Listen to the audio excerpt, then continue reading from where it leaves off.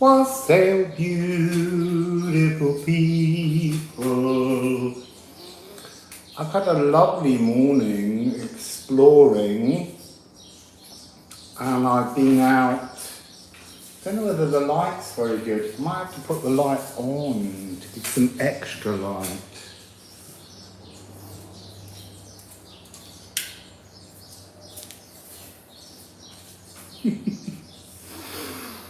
Not sure that makes any difference. The sun's so bright out in the courtyard. I was watching to see whether I could go out there, but it's too much to sit out there. So instead, I'm letting us see the outside, but I'm sitting just inside. So, full moon in Capricorn tomorrow. So we're going to go through all the signs. So before we do that, I kind of wanted to sort of think about the ritual that you might wish to do if that's your thing. Because the sun is in Cancer, which is water, and the moon, cardinal, obviously, cardinal emotions, cardinal water, and the moon is in cardinal earth, Capricorn, I would suggest anything that you want to get rid of and release, which is what we do with the full moon, I would suggest writing it on paper in either chalk or some kind of water-based ink, so that you can then put it into a bowl of water and allow the water to take away the print, to drink it away, and then you could take your bowl of water and you could pour it into the earth and set your intentions that way. Rather than doing this thing where everyone says, oh, I just write it on a bit of paper and burn it, it's not the right energy for that. There's no fire involved. This is water and earth. So, also Saturn rules Capricorn, and Saturn is in retrograde in Pisces, which is the house of release. So it's a really big energy opportunity to actually release things. So it feels like a really good time to do some stuff. So I'm going to begin with Ophiuchus. Actually, I just need to write that down. And that's at 3 minutes 20. So Ophiuchus, Wassail on the Goldrick, Wassail Eve. So Ophiuchus is the opportunity that is like a bolt from the blue that's on offer to all of us. So let's just dip into cosmic opportunities and see what they are.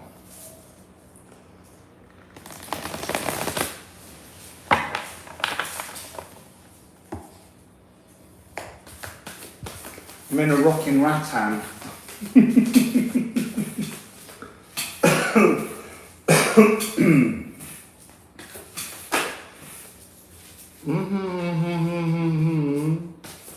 We're starting with the Liffruma deck, and then we use the Alchemy of Astrology.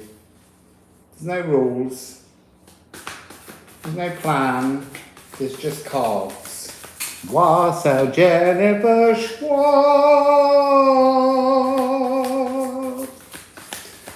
I went to the Museum of Archaeology today, and I saw the Venus of Malta statues, which I will eventually share with you, but I didn't make very good videos. Wassail Molly. But they're these little tiny, very corpulent statues, often without heads. And they're about 5,500 years old, some of them. So yeah, Ophiuchus, thank you Eve, is at 3:20, and it's opening with, you know, Was is like What is like the energy of both earth and water? It's sap. So there is this opportunity to pull in some kind of power from the earth during this moon. So the moon will be full at 11:38 GMT at 11 degrees. Just to say, Wassail Jennifer. Might not have said that before. I'm just in my rocking rattan. So and what else, Liffruma? What other runes do we have? Wassail very can.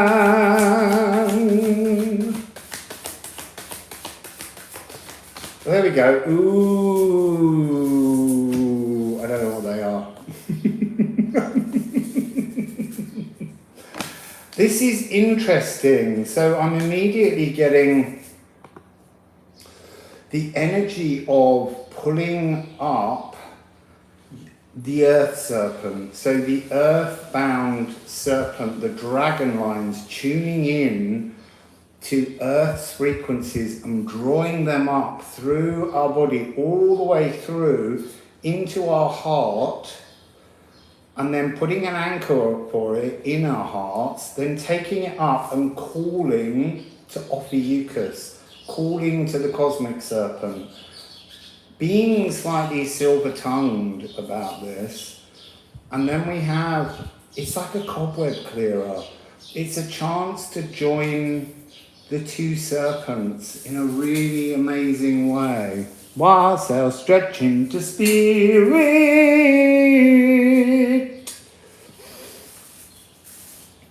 So let's go with the Alchemy of Astrology, but I didn't rifle the deck. I hope I'm not going to sing the whole message.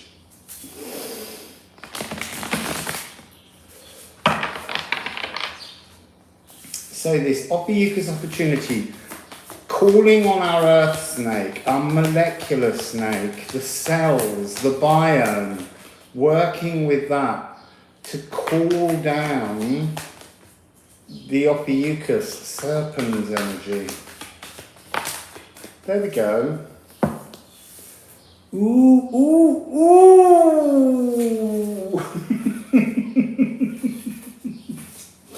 Trine.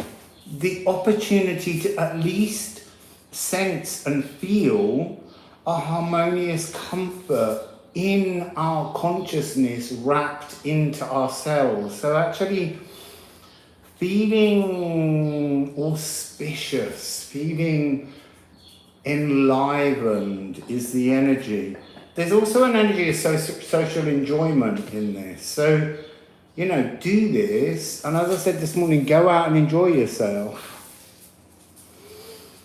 So then we have Juno merging your two snakes. So Juno is an F sharp, which is very much higher heart energy. So it might be worth using the F sharp. I'll just get my little whistle out. I haven't used it for a while, it might not blow. Why did I know it wouldn't blow? Oh, I'm going to have to unscrew that.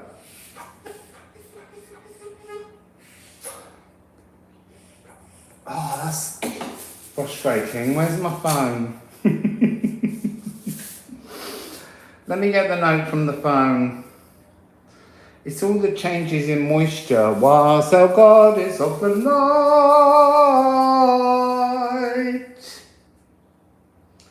So let's get this F sharp to you.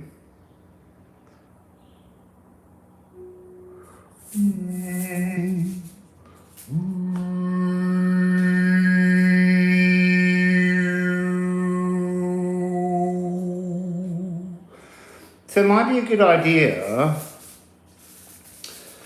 to find an F sharp, you can just Google F sharp, put it on and then think, tone, hum that note to call in the cosmic Ophiuchus energy.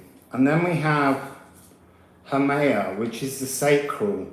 And that's interesting because I always say that the Ophiuchus cosmic serpent comes in through the top of our heads, it comes all the way down into our heart where it combines with the earth serpent, but it needs to root itself in the sacral, and this is birthing instinctual trust, charismatic creativity, again social arts, social enjoyment. There's something about, you can do a ritual, but there's something about being out with groups, being in the real world that's very important in this.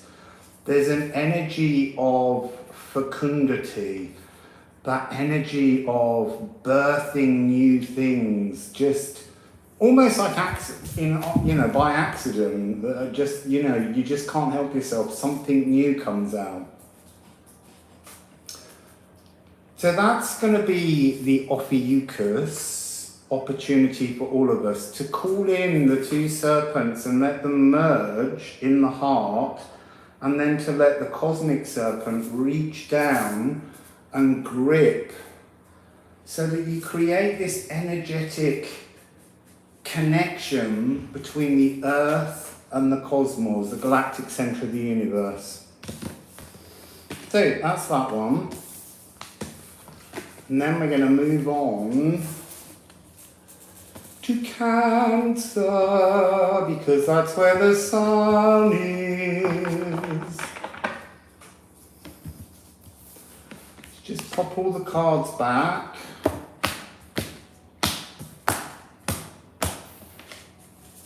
Oh no, I already said Wassail. Jennifer. Say Wassail again, Jennifer Schwab. So let's get a timestamp for Cancer. Cancer is 12:20. 12:20. So Cancer, obviously you've got a new moon coming in the next 2-week period. And that will be at 24 degrees of Cancer. They're the wrong way round, as I describe them, because it should be the new moon coming before the full moon, but at the moment they're in a reverse energy. Thank you, Eve, for the timestamps. So what else do you have in Cancer? You have Juno at 6 degrees.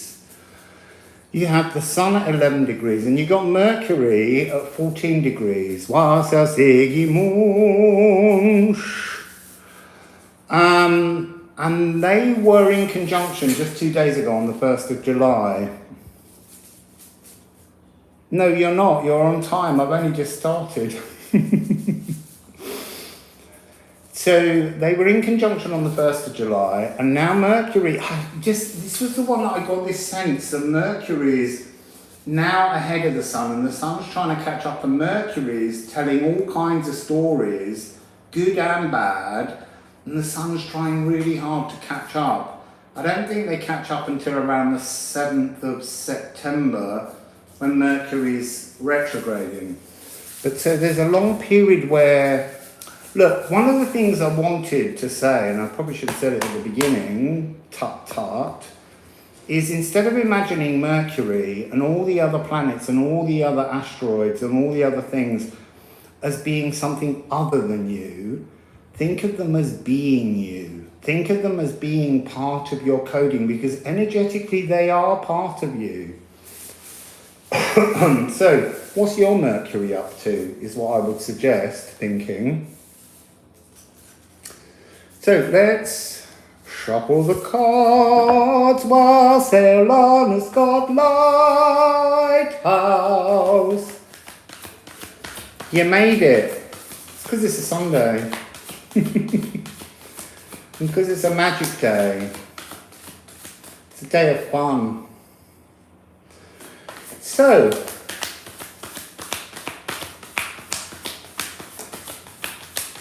ooh, nothing from the runes yet for you, Cancer. Come on, Liffruma.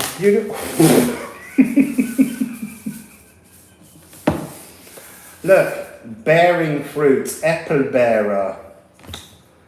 This is the energy of not repeating the mistakes of ancestors. It particularly talks about Thor not repeating the mistakes of Odin. Now, there's 4 cards on the floor, 3 face up, which I'm going to take first. 1 face down and 1 on the desk that's face down. So, what do we have? Etbursten. This is the U-bow. Theo, being hemmed in, and night. So, Cancer, look, you've got to break free. If you want to bear some fruits on this moon, Cancer, you need to break free from your inner troll, the way you punish yourself in thoughts and emotions, your doubt. 1 drop of doubt drops it. A drop of doubt wipes it out. Can't even think straight today. So let me just look at these. 13, 5, 5, 1, 3, 8, 11, 12, 13. It's a 13, 13. That's really interesting. So you can take the 5 and 5, 10, so that's 1 and 1, and then 3, 8 is 11, 1, 1, 1, 1, 1, 1, 1. The opportunity for new beginnings, to break free from something that you have hemmed yourself in with, that notion of your inner troll. I don't know whether people can see, but there is this big troll figure here, with little teeth poking through the lips.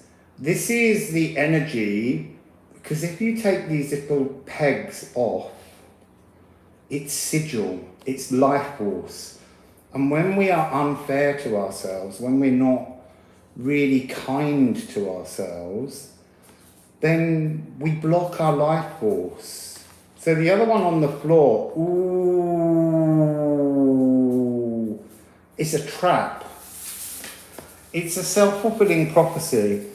So you will not bear the fruits, the 13, 13 that we've got here, because the 11, 12, 13, to bear the fruits, you have to learn how to exist without, now that's interesting. I was going to say without overly protecting yourself, but you're not. What you're doing is your inner troll is shielding you from your ability to bear fruits.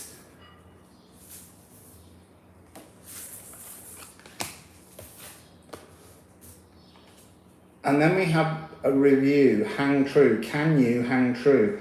What are you willing to give up to reach this? I would give up the inner troll. I would give up being unfair on yourself. I would suggest here, Cancer, that you're being told that it's your truth, your energy that truly protects you. That's how you hang true. Your inner troll is blocking you.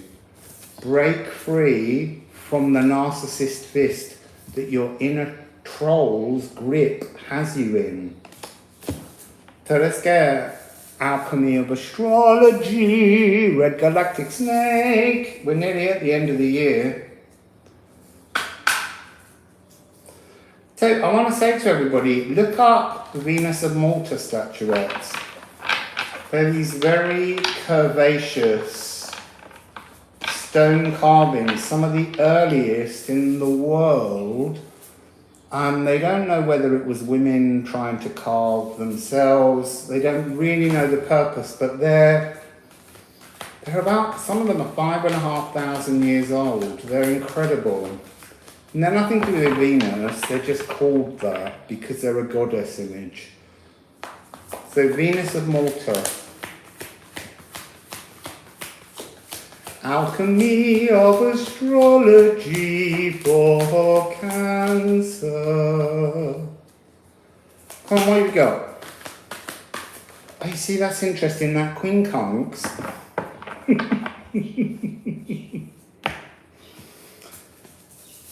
Look, it came out this way up.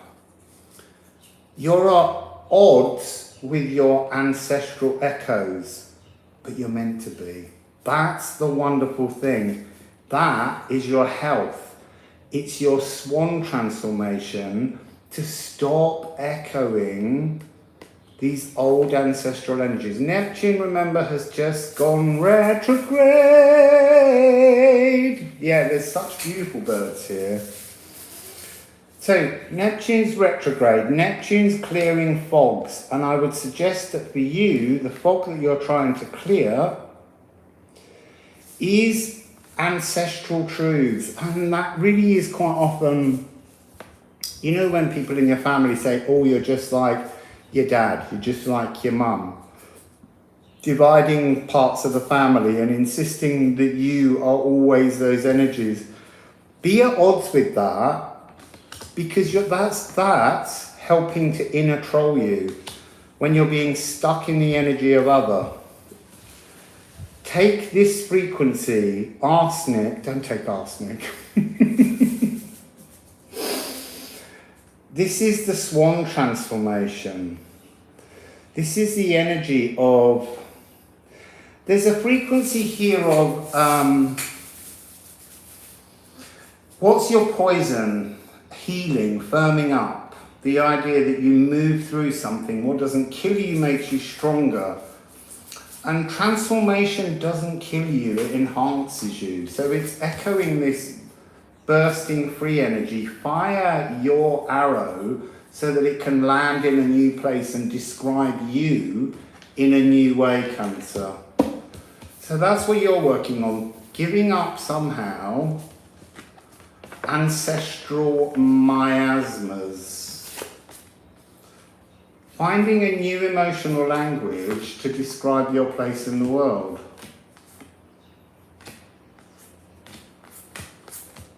So let me put the cards back, and then we'll move on to Leo. La la la la Leo. La la la la Leo. La la Leo.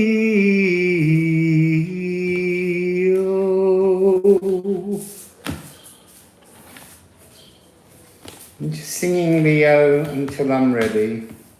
Gonna have a sip of water too. Sip of water.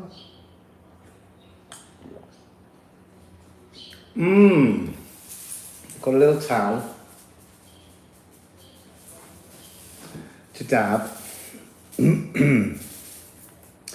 So, time stamp, Leo, 2323. I'm having that. 2323 Leo. So you've got quite a lot going on in your house, Leo. Dark moon is at 19 degrees. Venus is at 22 degrees. Mars is at 25 degrees. And they are all squaring off with Uranus, at 21 degrees of Taurus. You've also got Pallas Athena at 27 degrees. So there's a big energy, but the center of this energy really, the one really playing the frequency here, is Venus. Also in the next 2 weeks, on the 11th, Mercury will enter Leo, 0 degrees. So let's go to Liffruma first. Let's rifle. See what Leo's got. Full moon with Leo, full moon with Leo. Playfulness, for sure. Liffruma, what have you got for Leo? Liffruma, what have you got for Leo? Ooh.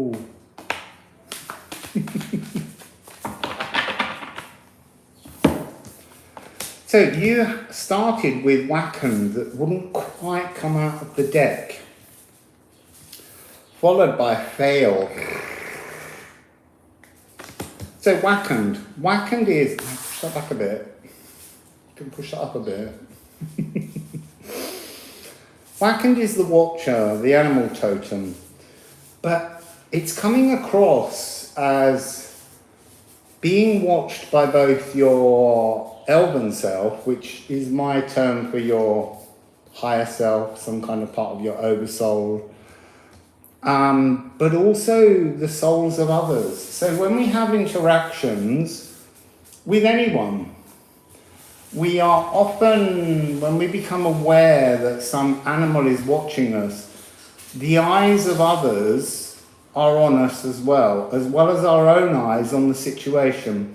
So there's something here that's saying Wassail, that's saying Wassail, that's saying how you wire in your aether light. And remember, your aether light's not some kind of great burning thing. It's an energy of light. And it's dragon line. So that goes back into that Ophiuchus energy. So be very aware, Leo, of your interaction, your interactions with everyone during this full moon, and try and apply a sense of sacred love towards every encounter. Try not to allow your dragon's breath to scorch others. Wassail, Missy, Gigi, Muzeg. It's trying to, for you, Leo, it's about applying this very intentional, compassionate, loving energy to all of your encounters, experiences with anybody. So it's a test somehow of not having that kind of judgment, not flowing with that normal Leo leadership energy, but just moving through in a sense of being part of a collective, being part of a whole. And that will begin to recode your cells. It will ignite and relight your inner aether. So let's go with the alchemy of astrology. Ms. G.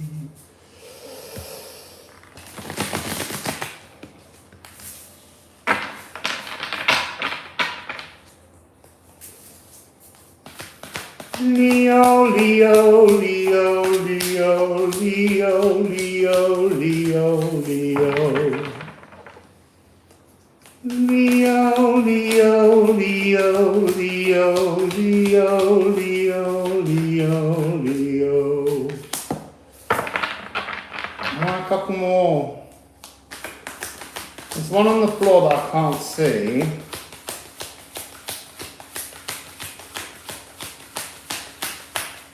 There's one in here.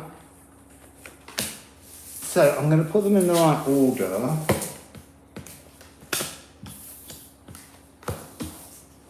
Okay, so Wassail, blessed be by the best, Wassail my life. I'm speaking to whatever you need it to be. It's never an energy of just suns. I don't believe in just sun signs. It's the energy that's taking place in Leo. Have a look at what you have in Leo in your chart and see how that energy might be in play here. If you don't have anything in Leo, don't worry, but it will still be, if you know the time of your birth, it will still be a house that has some kind of energy frequency. So this is talking about this being this test I talked about of showing aether compassion to all your encounters is a test that goes on now for you, until that moon in Cancer. Look, remember, when you get a full moon in Capricorn, the moon is the furthest away from its own home that it can get when it's there. So it really feels quite out of sorts. And so then it's moving itself back forwards. It will reach the new moon at home in Cancer. I thought I wrote the date down. The 17th. And it will be at 24 degrees, and it will be at 6:32, I think, something like that. So this is when you will reach, by practicing this, Leo, you will get to feel a sense of a perfect octave. Because when the moon is in Cancer, it has an A and an A. So let me just give you your AA. I'm not going to sing two different A's, you just have to imagine them.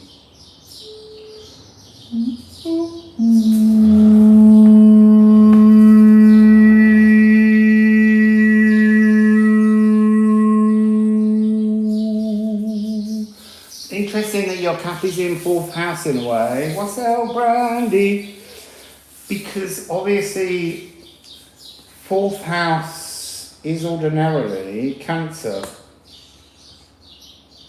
Oh, that's interesting as well, because this moon in Cancer is 3 and 1, 4. Oh, it's a nice breeze that I'm quite needing. So you got besting bête noires. This is your bête noire. It's your attitude to others. It's how you make little kind of like giant lion claws at people. And so besting this bête noire is to just spend 2 weeks just showing compassion to all things. And this will bring you into a conjunction. This will bring you into this ability to merge your focused intentions. It's like a little playful game. Can you do it? It doesn't matter if you make a mistake. You don't go, oh, look, I just made a judgment on someone. I'll stop doing this now. Of course, when you move into any kind of test, it's natural for us to have moments of failure, and that's normal, because we've got to repattern our minds to move forwards from this. So in order to best your bête noires, your dark energies, that desire to bite someone's head off,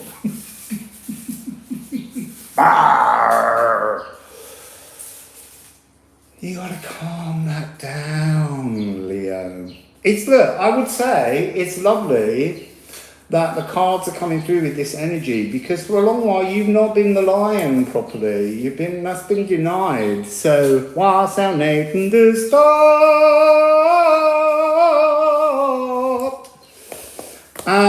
You've been denied your power, and now you've got your power back. You want to go hunting. You're hungry. Arr. So, what do we have? Moon in Sagittarius. The moon is really important to you at the moment. It's been in Sagittarius. It's just come through. And I would say that you've been sensing a distortion between the reality of your emotions and a sense of a new emotional understanding that will clarify as you move towards the new moon in Cancer. Now that new moon in Cancer, which is on the 17th, is also the day that the nodes move. So this is your chance to shift something from the old south node here in Scorpio and take it into a more balanced state, moving it forwards. And then your reading ends with the most fantastic Maria Prophetissima, the ability to alchemize this energy. Remember, it began with Wakand. Little creatures, big creatures, small creatures. Something just flew by, I think, outside. As I said, little creatures, like a bird. It's the opportunity for all these people. So look, this testing your compassion, when you do it, even when you fail, you know, a little bug or a bird will catch your eye and just go, I saw you, but you mustn't be bothered by it. They're trying to assist you to remember to apply this energy so that you can alchemize it. True alchemy is transforming something with Aether. Aether is loving compassion, Leo. It's a beautiful opportunity, this moon.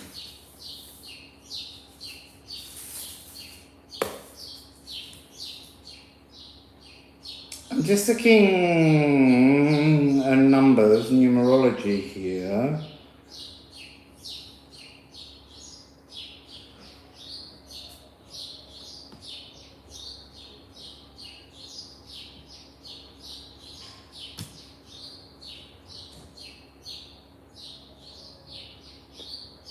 There's something about your numerology that's kind of slightly like it has missing pieces. So you will have 8 and 10, 11. The 9's missing. It's at the end. Here. Well, it's not there. That's the other way.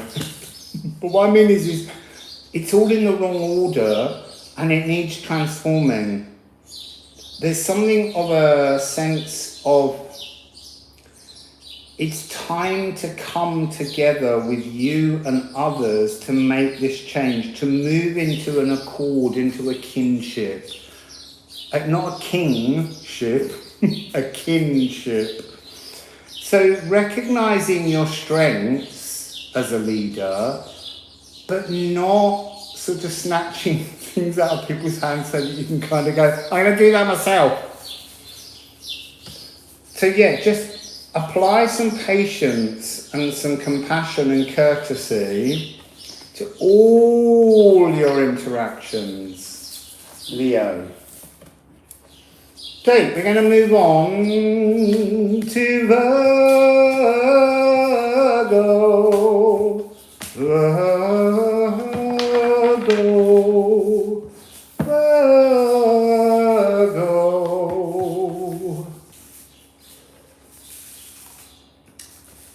Right, Virgo, you got Sappho, 5 degrees, but Mars enters. Why have I not put the date? Oh, I'm so rubbish. Mars enters your sign 11:40 a.m. but I haven't written the date. So, if someone else can get it before me, that's fantastic. Oh, timestamp. Sorry. Let's go 38 minutes. I'm going to go over it all again. 38 as the timestamp. Well done, Eve. So, Mars enters Virgo. 2023. Why does it not just give you the date in the first part?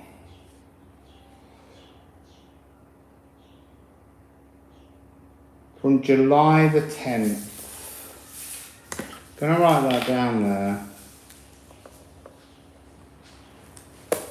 Might be the 11th in some places, because a lot of these on right dates for other time zones. So, Virgo, I'm just going to say your bits again because we were a bit behind there. Sappho at 5 degrees, and then Mars entering Virgo on the 10th. Virgo, what's going on?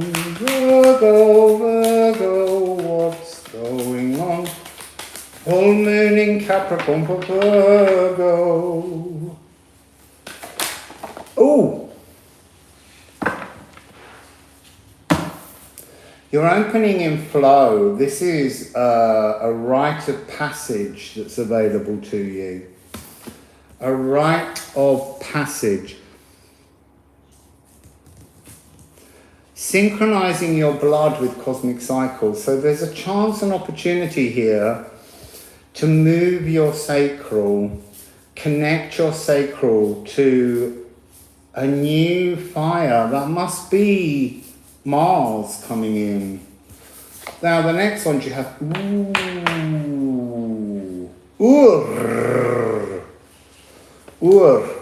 wild ox, untamable. I'm hearing we plough the fields and scatter the good seed on the land. Because they're showing me the oxen pulling the plough. Now, originally, Virgo was it's the second largest constellation. But originally, it was linked to the font of Urea. And it's to do with ploughing, furrowing, making new moments, that mutable earth energy frequency. And there's something with needle that's being given the chance to pass through a tiny personal portal gifted to you by the craftiest, most magical elves. Interesting. 13, 2 and 5, 7, 20. So look, the result, no matter which way you look at this, is always going to come out as a 2. It's always going to bring you to this energy. Wassail, W starlights.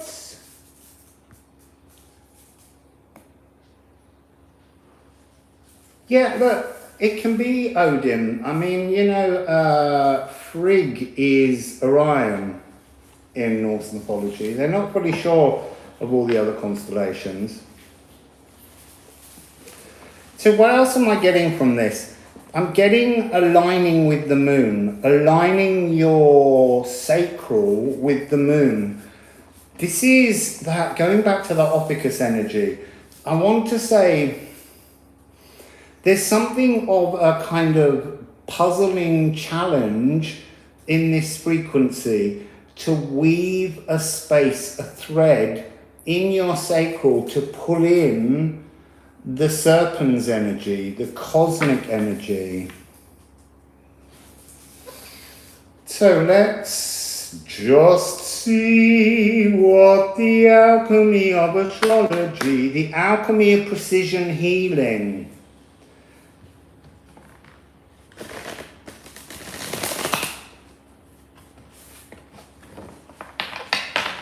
It's a big healing. This is a really important rite of passage, this moon for you.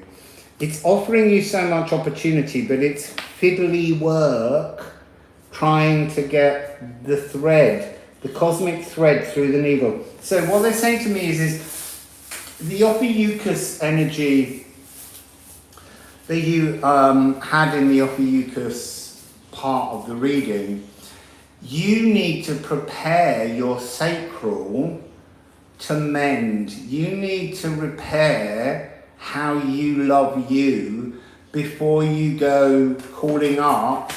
It's almost like you need to thread, get into that little tiny needle space before you get the earth serpent to come up and move through. So, alchemy of astrology. This is not the most comfortable rocking rattan. It's giving me a slight sort of like digging the lumber, Virgo.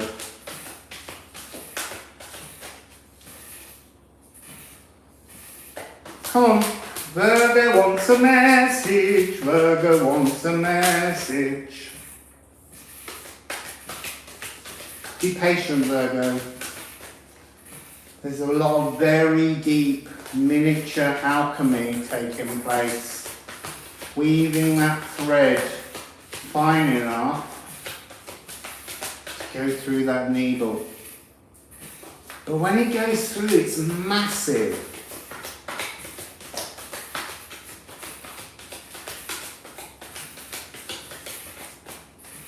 Right, I'm going to start with what's on the floor and that one there, but I might shuffle some more. Ooh, nearly took my neck out then. Oh, look, see your needle? I want to say, Virgo, you've not been doing any proper healing for a while. You've got a rusty needle and it's rotted.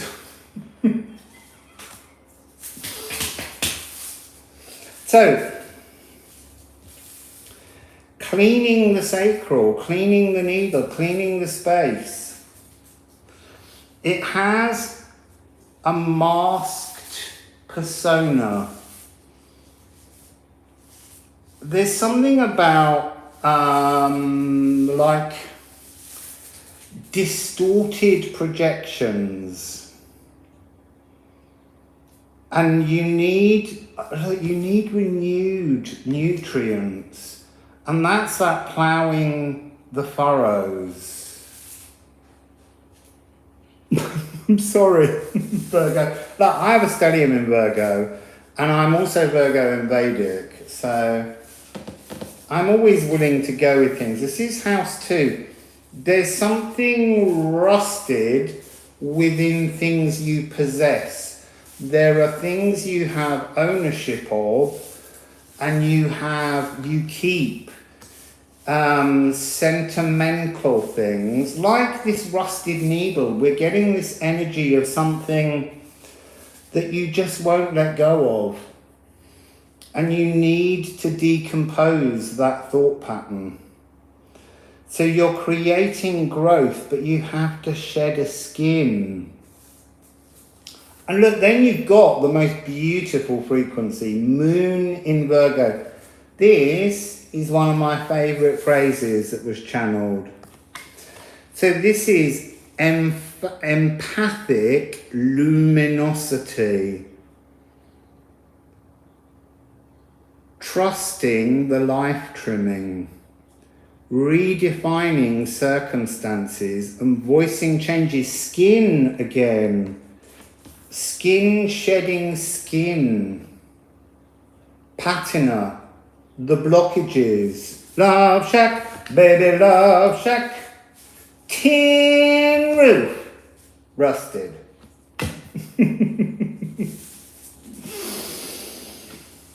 Love shack, baby. Love shack, baby, love shack. I'm getting some more cards.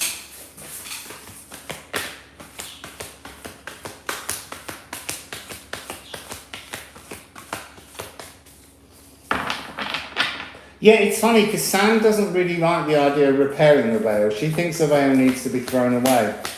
And there's a part of me that understands that. Interesting. You've got distill. You're the expert at distilling in alchemy. Distillation is Virgo. And this is house 3. Distilling. Oh, look. Decomposing old thought patterns. Distilling patterns, thoughts. What are you thinking about, Virgo? This is to extrude the impurities that have rusted all over you. I'm seeing like the needle isn't just rusty, it's got like barnacles on it. You've not used this needle properly for a long time. You've not been stitching threads well. But look, remember this is what you have. This rite of passage into freedom. Your needle is offering you this enormous, beautiful, energetic opportunity. Don't get caught up in the fine details I'm scaring you with now.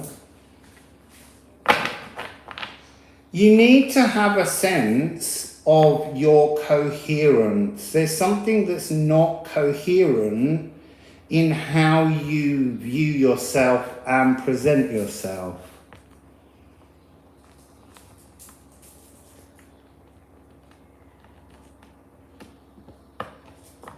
Interesting, this is mutable air.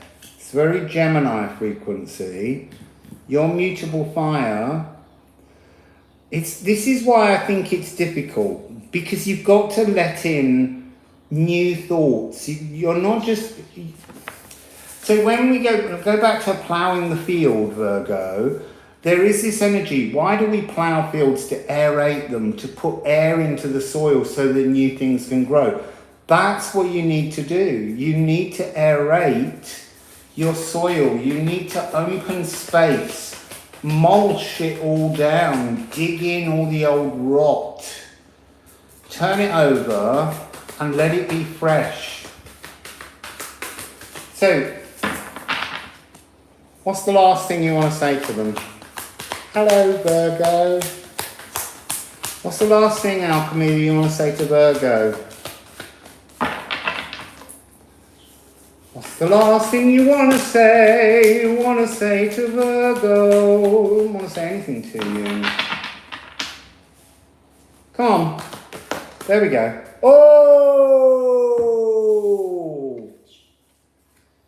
It's a destiny. You can do this. It's North Node.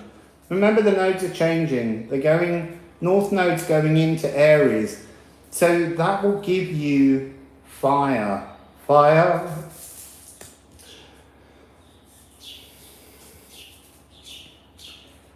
This is the dragon's head. And I want to say that there's something about your dragon's head at the moment that's being so tiny. Look, Virgo, you are the second largest constellation out there. You're massive. You can't fit through that needle. You've got to make the needle bigger. You've got to grow your dragon's head. You've got to have faith in the unknown. So don't go in saying, I need all the details, I need all the facts, I'm going to put them all in order and I'm going to work this out, because that's what I always do. This is about just going through, understanding that you can let go of this and move into that frequency. You can attain your freedom, but you've got to aerate your soil. You've got to put new ideas. You've got to distill out the old impurities to reach this energy. So, that's you, Virgo. That was a long one. It's because there's so many Virgos. So let's put that back. I will remember to timestamp, as we go into la la la la la la la la Libra. La la la la la la la la la la Libra.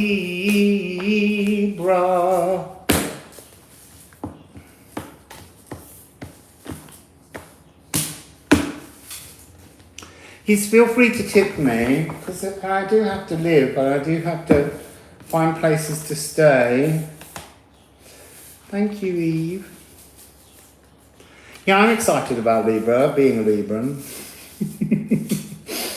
So, timestamp Libra, 53:26, 53:26. Libra, Libra, Libra. So, Libra. What's going on in Libra?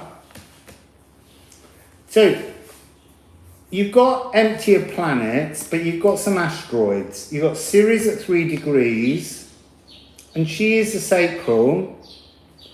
Then you've got Makemake at 7 degrees, and you've got Haumea at 29 degrees. But, Libra, on the 17th, as that new moon moves into the home of Cancer, you will become the South Node. So the gifts you came in with.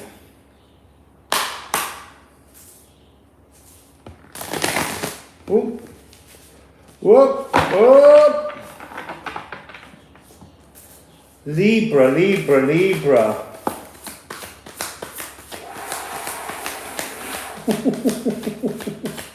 Glad it's in reverse. It's Hertecker. Hertecker in reverse. No more pain, Libra. No more pain. unfurl. Right, this has to do with being South Nodal. So, you have to stop moaning, Libra. You have to stop whining, Libra. You have to start recognizing your gifts, Libra. Don't keep putting others first. It's time to look inside yourself and put you first. Wassail, grace, gravity. So you need to unfurl a new blueprint. You need to allow very small buds to come to the surface, and this will be, as you journey into becoming the South Node, you will begin to understand the gifts that you came in with that are good, and the gifts that you came in with that are making you a whiner, that are hurting you. So let's get another Liffruma for Libra.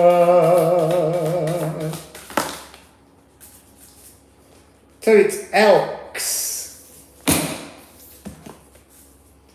Elks. You need to apply a greater aptitude for versatility. I want to say there's an energy in here, Libra, of, the diplomat. But in this house at the moment, there's an energy where somehow you're using your vocal techniques to charm and harm, but without meaning to.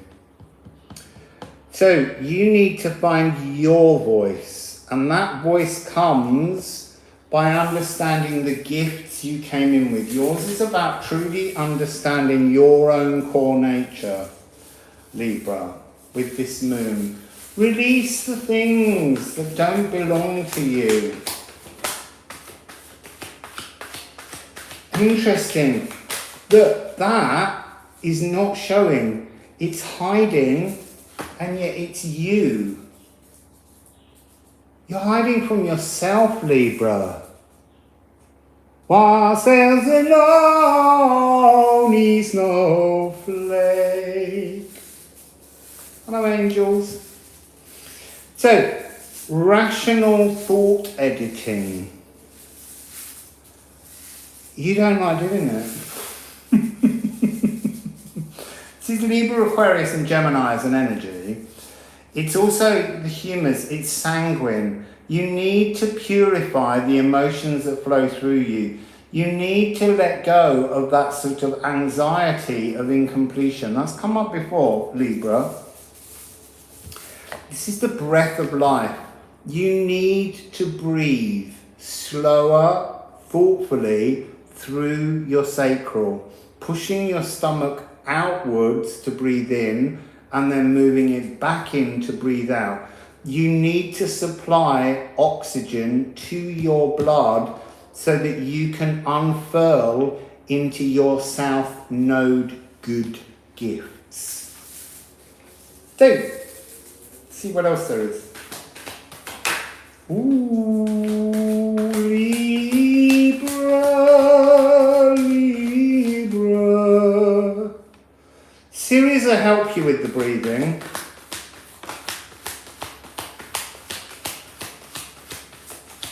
You see, now that is interesting. What's with it? Ooh, North Node. This is a big change. You can recognize the gifts you came in with. So Libra, recognize the good, recognize the positive things that you have, and then you can focus on pushing them forward. You start at the dragon's tail, you have to look at the dragon's head. You have to celebrate your individualism with Moon in Gemini, Breath in Gemini. Yeah, alchemize with air, exactly. We're in air epoch. What's going on, Libra? I want to say there's a major seventh. So an A and a G sharp. It's like when this nodal thing happens, Everything that's been like this, tense and closed, is just suddenly going to open up, and there's going to be this huge space of air, Libra, where you can learn to transform vocally, not just vocally, but the language that you use, the words that you choose, all of those kind of things need to transform, Libra. Because there's something about you putting that anxiety, breathing issues, you haven't got time for that anymore. You are your own breath of life, Libra. Oh, see, look, sacral, Ceres, she's here. This is your chance, Libra, Psyche. This is your chance, the lost love. Who is your lost love? You, Libra. You need to learn to love yourself. This is a divine 9. This is seeking the soul's home. The soul's home is D. Oh, I have to sing one now. So let's just go and get a D.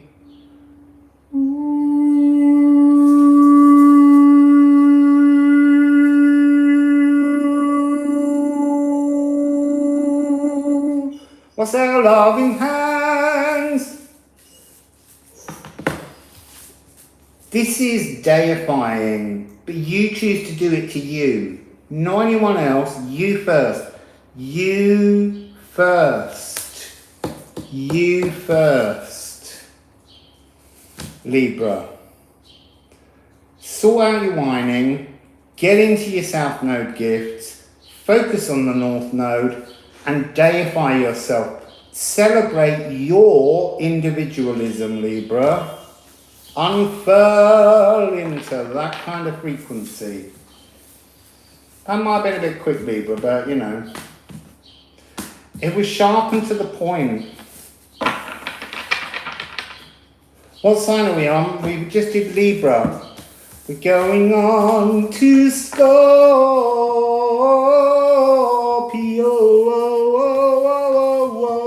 Wassail, Denise.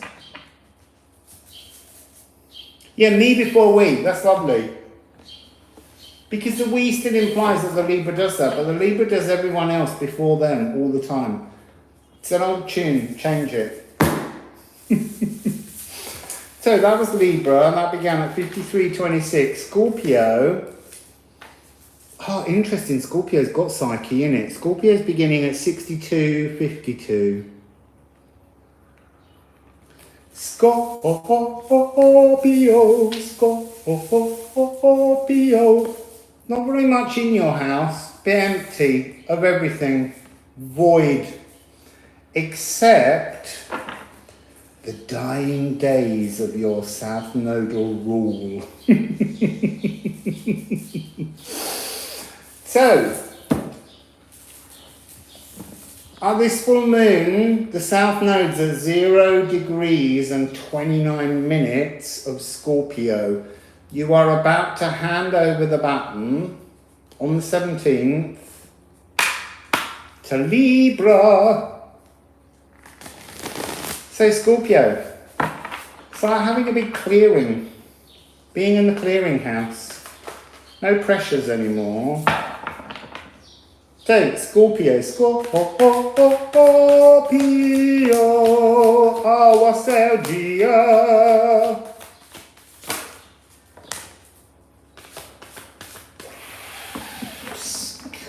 Scorpio.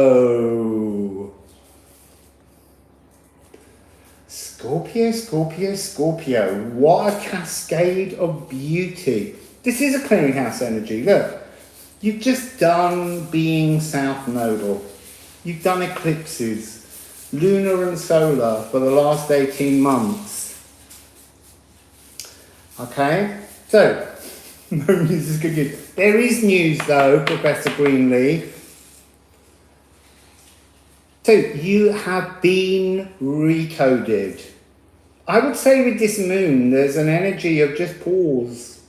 Don't panic. I'm going to have a little sip of water. We'll just move down there.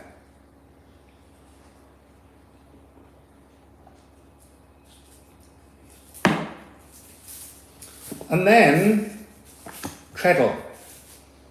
Just walk renewed. Walk lovingly. Step deliberately, Scorpio, with well-intentioned thoughts of love. So Scorpio, look, you've got 4, 5, 3, 1, which is a 4, and then in 2, 2, which is a 4. So there is a moment now where you should sense a healing that you've gone through, Scorpio. You've been soaked and saturated. Germination has been plunging into the depths of the soil, and you're just, all your little buds in your water meadow are just waiting to open, but you don't need to open them yet. You just need to sit in some bliss. And then you will bear fruits. Don't rush. Scorpio, chillax. And then you've got oak, support. It's like the music of the spheres at this point in time is just saying to Scorpio, just take a break. We support this. We've got all the codes, because this talks about the tiny codes in the seeds. And you begin with this newer energy, this frequency of waiting to call out a petaled shout and attract life to its moment in the sun, scented and colour saturated. But it's not now, it's about to happen. This is about taking a breath and just relaxing, Scorpio. It's often quite a trial being a Scorpio and the energy of Scorpio, because it's always about death and rebirth, and I've been picking up the energy of re-death. So a re-death for me is when you allow the energy of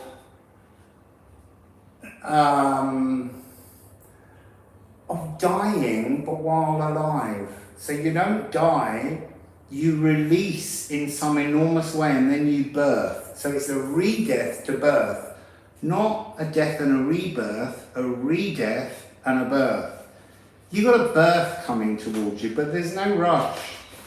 You don't have to get there. You just have to enjoy some time to yourself, Scorpio, with others.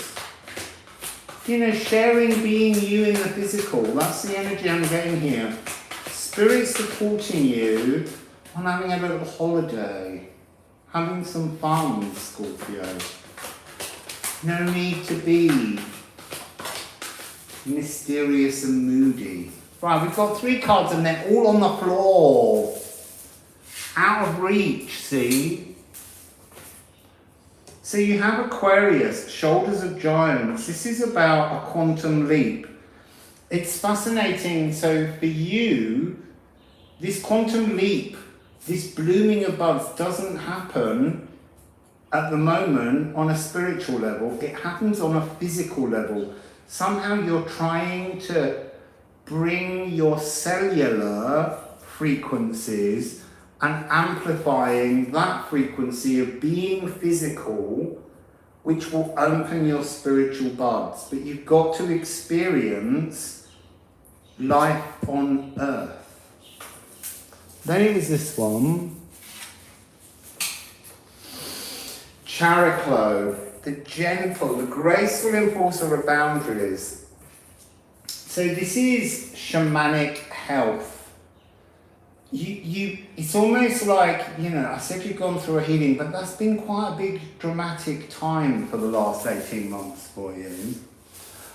And so now it's time to take some spirit medicine, but your spirit medicine is to live in the physical, is to shape-shift yourself into the physical. And then you have Capricorn. that cardinal earth energy saying be physical, be really physical, ferment this energy. And tannin rich barks in here. I would say you might want to try consuming some fermented foods.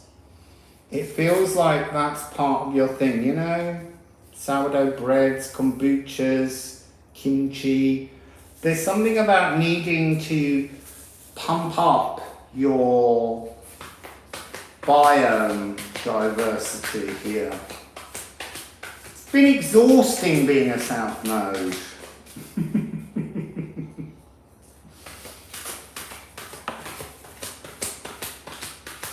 This is, you see, look, hell-born joy. You haven't had that for ages. Go out and have some joy, Scorpio. Be hellborn. There's something about the gathering of wisdom, Scorpio. Like just let a breath out and just go, done with that for the moment.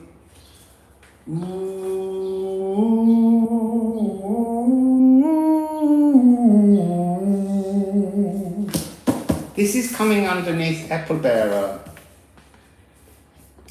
The fruits that you will bear are loving.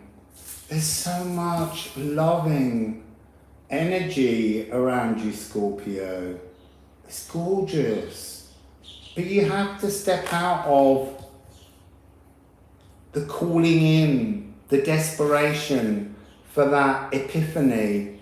Just take some time out, Scorpio, and just bear the fruits of your love. You know, you're a water sign.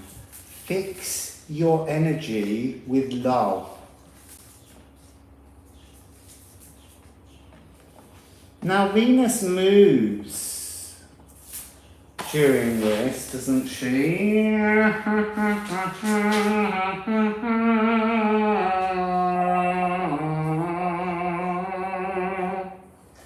She's moving into Virgo soon. I would say don't worry until Venus moves. I've forgotten the date. But when Venus moves, then you can get back into things. But for the moment, take some time out, Scorpio. You're being supported by Spirit to disconnect from Spirit. Have a break. Well done. You did the South Node. You took on the burden. You passed. Okay, that's you, Scorpio. Scorpio. Oh, really put them in the wrong deck.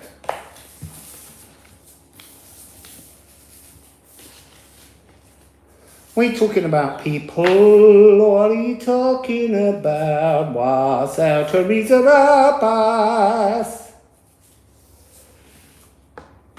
Yeah, I think that the trouble is that we don't take time off. We just keep going on this spiritual ride. And you need some bliss.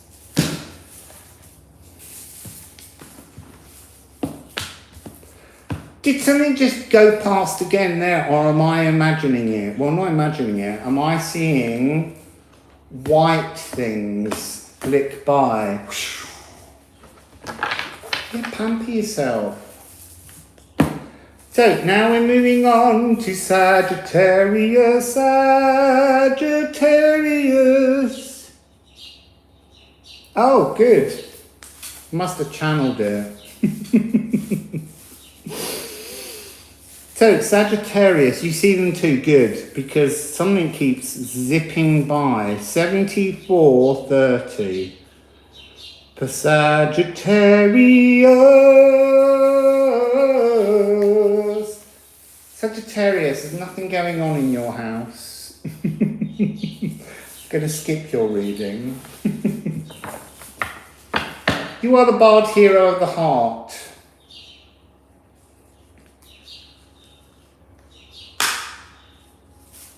Look at Eve, all over those timestamps. I'm so sorry, Eve. I'm trying to do this a bit quickly because I really know, really, you need to go and bake some things and pop to the shops. So, Sagittarius. Ooh.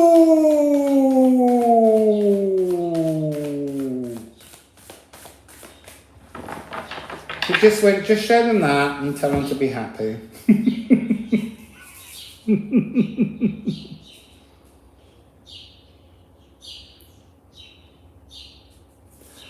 Oh, that's interesting. Gia, contact us online. I'll send a message, but I think there might be a way of us getting that one missing card back to you, because that's Liffruma. And here it is for Sagittarius. 58:13, the Elven Ring. Sagittarius. This is about being in Elven light. This is about connecting with the cosmic rumble in the jungle. Basking in bliss. Yeah, I'll have a word with people, but definitely just send a message to the email. Go on, I think you've done it before. Go online and I think we have a deck that we've kept to one side for those moments. Wassail, Laura, Veronica, Speedwell. He's having a lovely time away at the moment. So look, I'm going from Liffruma into Alchemy of Astrology, and then I'm going to go back into Liffruma. Yeah, there is a contact. What is it? Liffruma.com. Isn't it us at Liffruma.com? I just saw that white thing again. Sagittarius at Liffruma.com. That's not it though. It's us, I think. Us at Liffruma.com. Where's Kathy when you need her? So, Sagittarius, bask in the bliss. Oh yeah, there's slightly more to it than that though.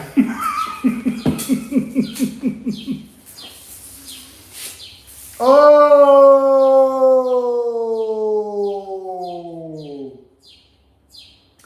Sagittarius, you have Pluto coming out. Now, Pluto is in Capricorn at 29 degrees retrograding. So with this full moon, you need to shine love. You need to shine your elven self into yourself to identify your stuck shadows. So bismuth. So bismuth is used to write. It's a strange alchemical element, component that is surrounded by mystery. There's something of a compressed self.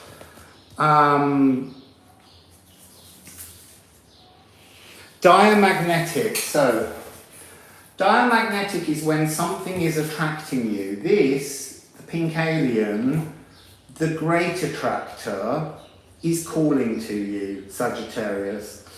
And the great attractor is moving ever further and further away from our solar system. It's hidden behind the Milky Way. You don't see it very well. You need to reach really far into the depths of the multiverse, because there's something about this diamagnetism, which is you're swimming, or you somehow, your shadows are making it harder for you to draw on that energy.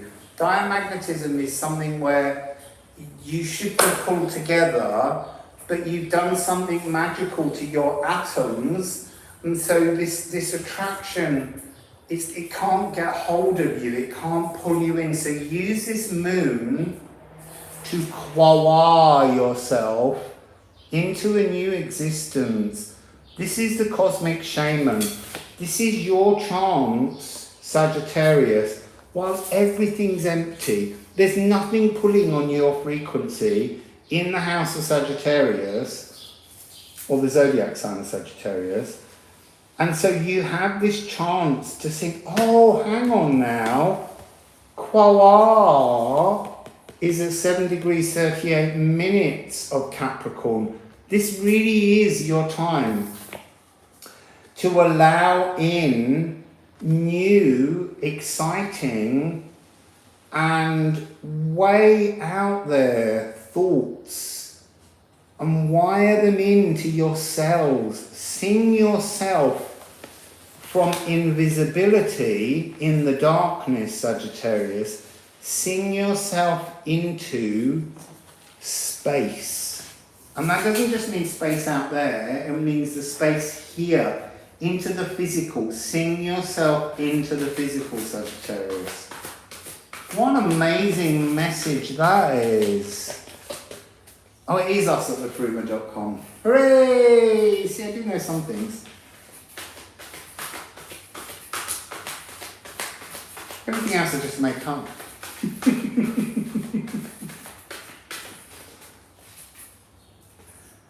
So,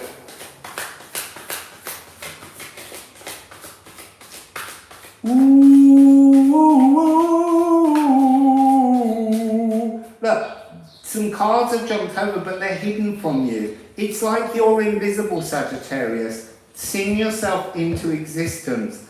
And then these hidden cards will come. Oh my goodness. I want to be Sagittarius right now, right now.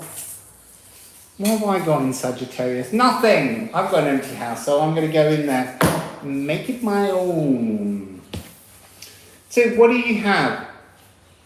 Bearing the fruits, apple bearer of all the magic that you can sing into your existence.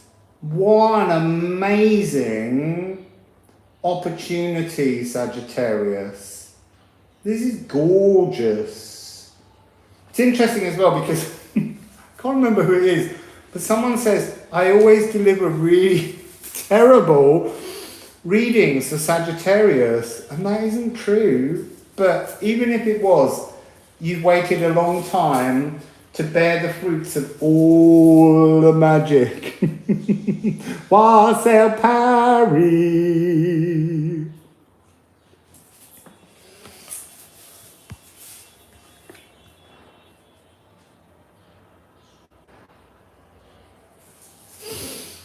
So yeah, that's incredible. Mystical all rune, binding all tunes. All the tunes that you can sing, Sagittarius, right now to the moon, to wire you in visibly to the world, stopping your diamagnetic swimming against your tide. Make now the moment to bear the fruits of all the magic you have inside you.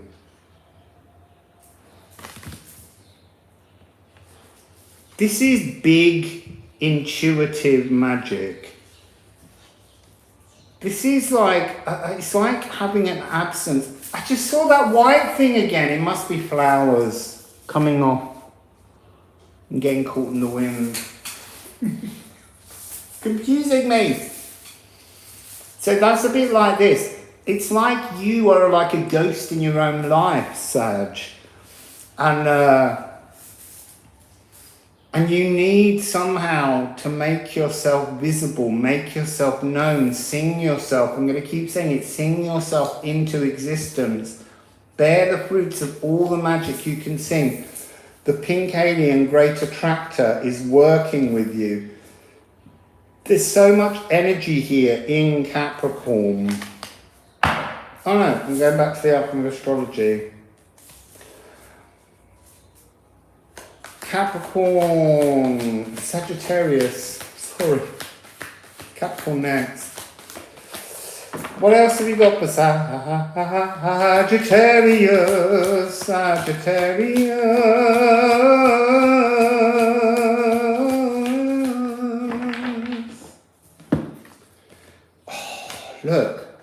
you have to get rid of the rot that's been eclipsing your life force. This solar eclipse is coming across as when your life force is masked, hidden away, can't be seen, not showing. Singing yourself into the magical existence of bearing all the fruits. But you have to do, look, see, look, moral burials. That's interesting. So they're saying that there's some kind of morality that you hold, and that's actually making you invisible because it doesn't belong in the frequency that you should be singing to. So you have to decompose that. You have to, there's shadow boxing. So Sagittarius, this energy of shadow boxing, Wassail clearly rose.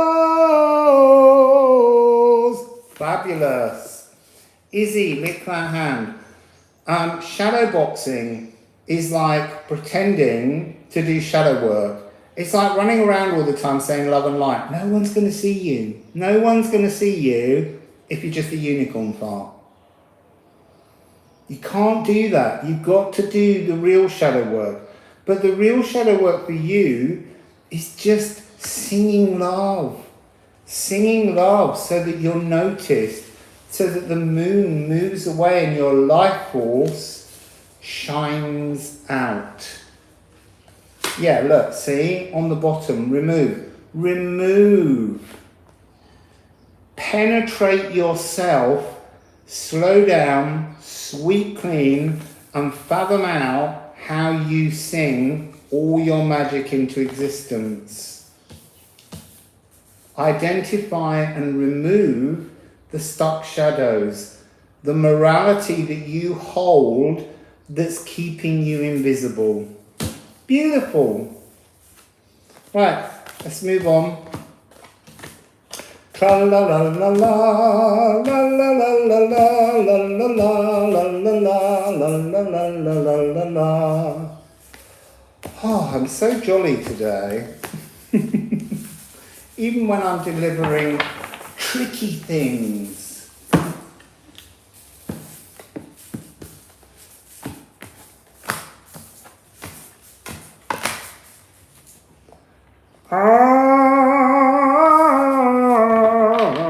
Yeah, don't be a unicorn. Don't be a unicorn fart. Just running around saying love and light all the time, it's not going to get you anywhere. Because it's out of balance. Wassail, Cosmic Queen Initiative. So we're moving on to Capricorn. Timestamp is 8810. 8810. That's a bit sooty. So, Capricorn, you've got the moon. So, you've got the full moon at 11 degrees. You've also got Pholus at 7 degrees. Quar in conjunction with Pholus at 7 degrees 38 minutes. And you've got Pluto at 29 degrees. Retrograding, Quars retrograding as well, which is why it's being given that opportunity to sing a new tune. Capricorn, Capricorn, Capricorn, Capricorn. Capricorn, Capricorn. I've still got another 5 to do after this one. I'm sorry.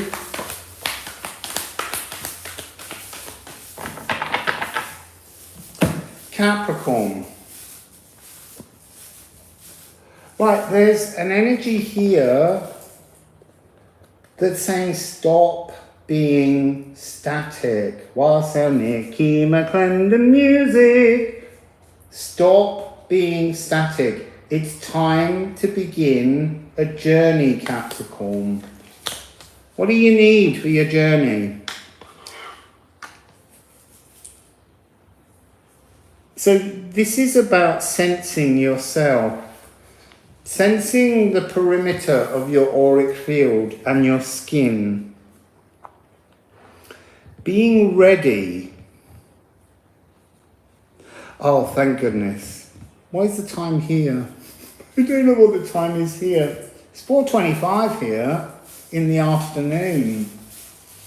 Might have to go and get a pastizzi in a minute. Getting hungry.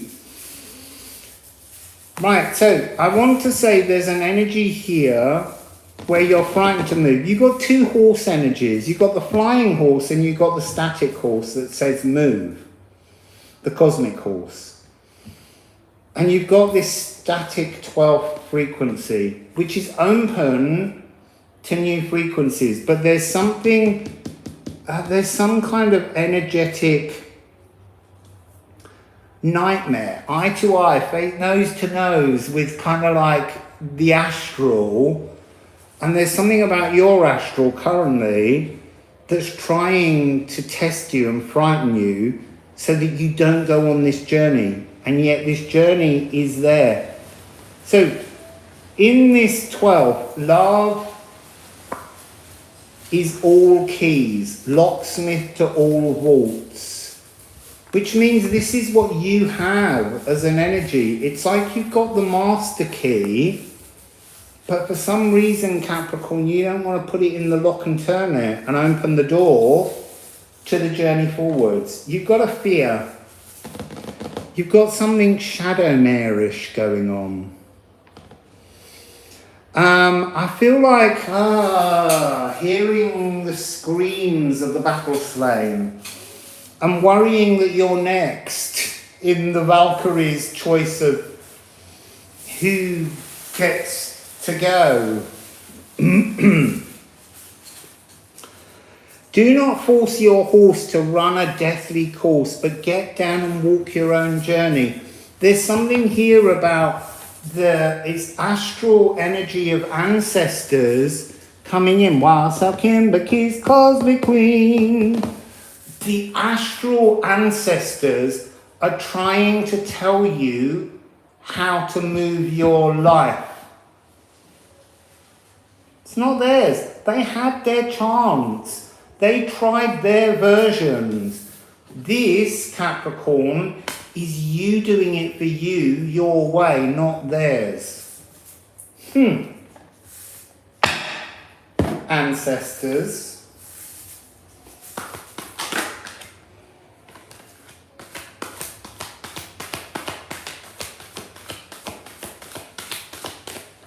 Wassail, Kathy.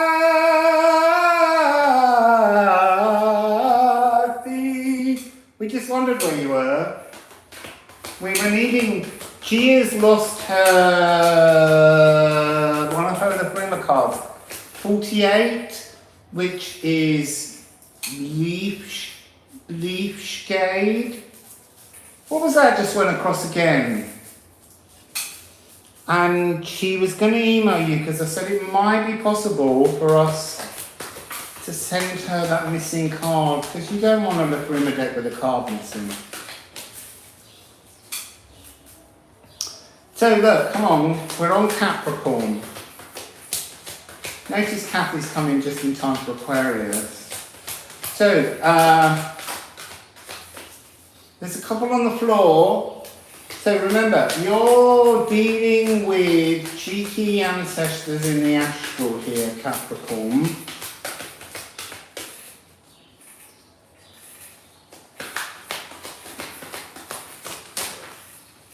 Oh, that's interesting. One of them's standing up. Yeah, might still come back. They do.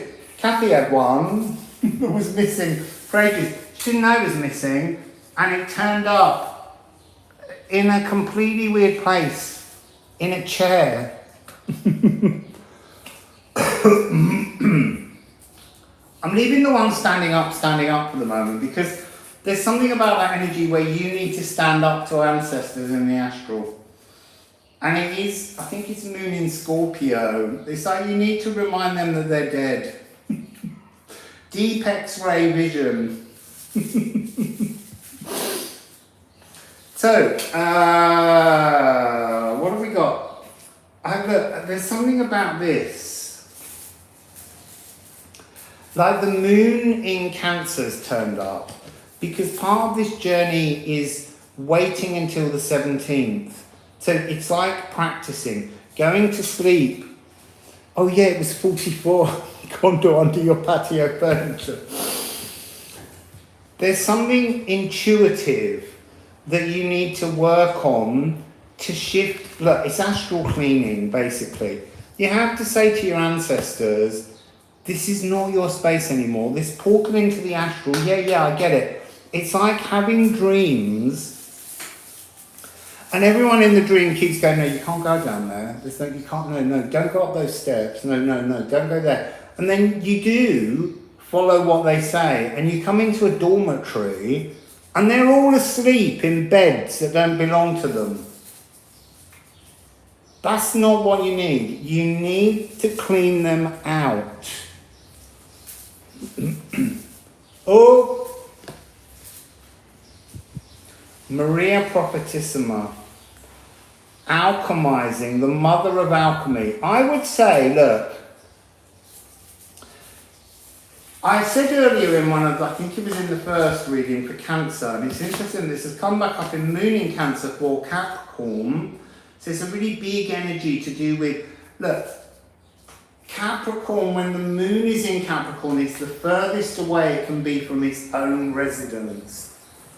And that's what your ancestors are doing to you in the astral. They're keeping you far away from the residence, the astral portals and the astral realm that belongs to you, because you're the one alive accessing it. So I would say, I said earlier that when we talk about the planets and the asteroids, don't think of them as being something other than you. Mary the alchemist, Maria Prophetissima, is the very first alchemist. She is the all-encompassing cosmic womb. But be that. Don't see her as other than. Be her. Before you go to sleep, just remind your ancestors that you are the current alchemist in the astral. Tell them that you're coming in and you will not take any more shit from them sending you in the wrong directions. Do not allow that to happen. Go into your astral as the true alchemist. Capricorn. Be bolshy. Moon in Pisces, remove them. It's like they're trapping you in passive daydreaming. So you need to become your true alchemist.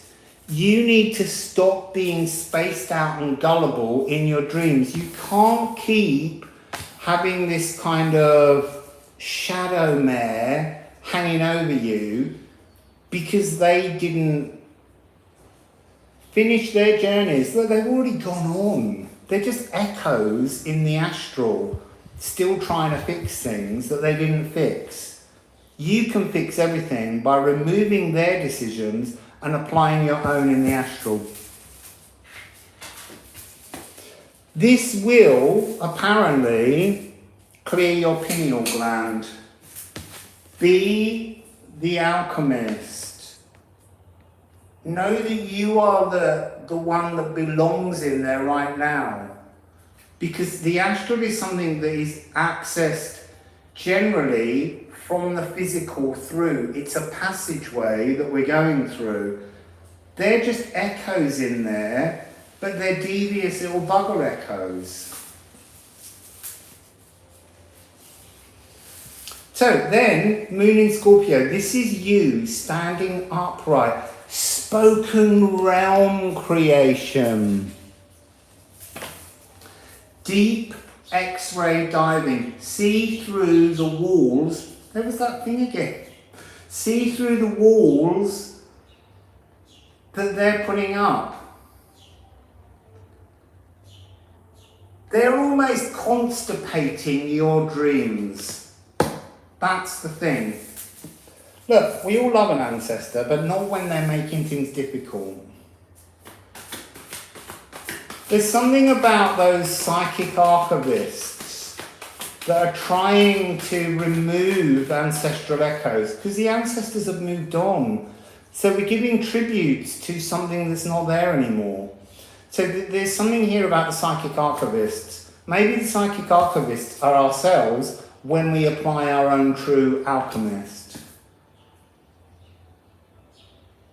Oh, it's leaf shade, because look, I just got leaf turnover in my hand. Unfurl you. It's almost, look, I want to say, it's almost like your ancestors are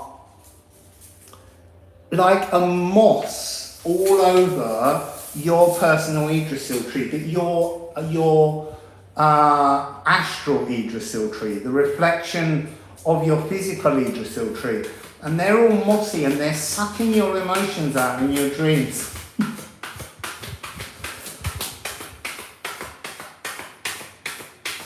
Where's this going then for Capricorn? Yeah, look. Thorn. So look, there's an energy within Thorn which is about the fear of stepping into the portal. They've made the astral portal for your dreams frightening. There's something of the black skeletal shifts and shivers that's going on. And it's yours. It's your portal. It's your gateway, not theirs. And then a last one, please. From the alchemy of astrology, alchemy of astrology. There it is, down there.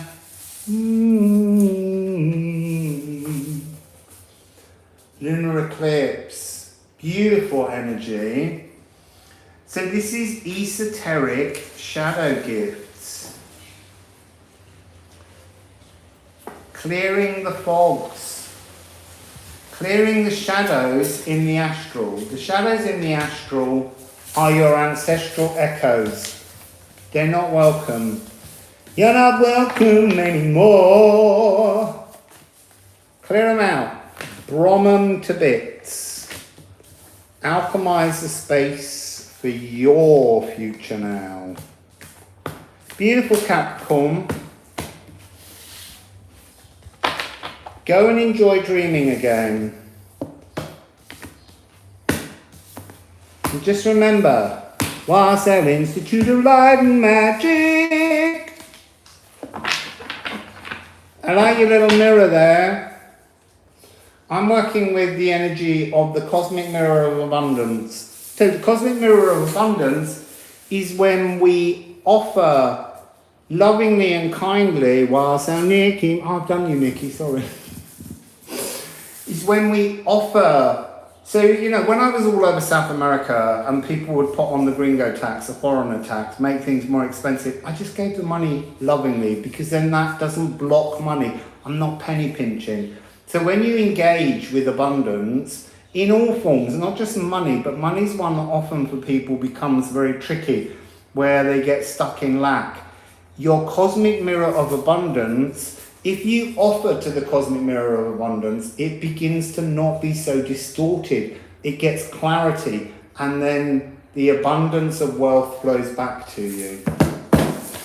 So, Sagittarius, Capricorn, I didn't rise, I did. So, Aquarius, 10410. Aquarius, Aquarius.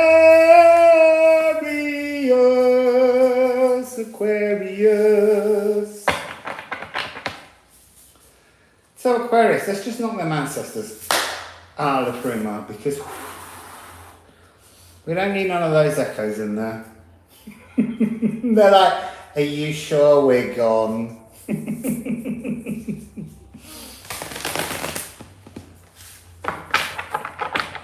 Don't mess with the water bearer. So Aquarius, Aquarius.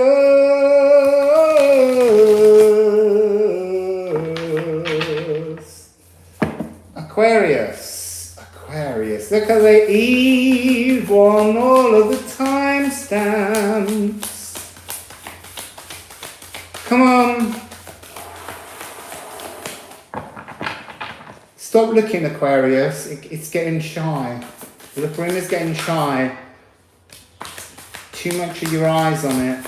Too much anticipation. What's this moon bringing in? What's this moon bringing in? I feel like that one wasn't meant to be taken. Well, I know. That one's better. Oh!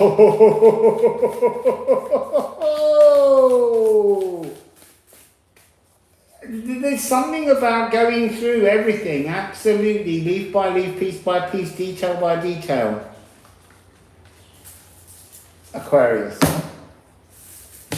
You begin with water go fall, water go, water go, water go fall. So this is Samba with the cascading joy of water's ceaseless laughter. This is about mystical healing. This is a connection to Ea, who is one of the Valkyrie, but she's the Valkyrie Resurrectrix. No, it was this one next. Right, so what are you doing? What are you releasing? When I talked earlier, leche, you've got to stop all that emotional bleeding. It's like you've left a load of emotional bleeds on the shelf in your future sleepy storehouse. They've got to be cleared out now. So how are you doing that? You're going to do a ritual, Aquarius. I spoke about earlier, but I'm going to putting it back in here because it feels very important. Take some paper or take slate. Take whatever you want. Use chalk or use water-based ink to write on the paper. Then take the water, because the use of pigments that are water-based works with the idea of cardinal earth and cardinal water. You're writing them on, and then you're going to put the message of the things, all these, blooded things you've still got stored. You're going to put them into the water, and you're going to let all of that ink, all of that message of the things that you're releasing to bleed out into the water. And then you're going to take the water and you're going to use it either to nourish a plant or pour it over a sacred rock or to a tree. But you need to release the energy of that frequency from yourself to the earth. Have a drink of water. I don't think I've had one for ages. I've been getting too excited.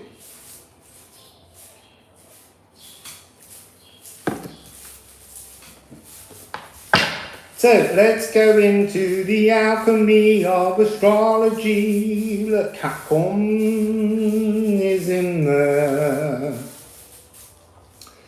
You've actually got 939. So there's something about this. Water Kapul is 54, which is a divine 9. Gear is 3.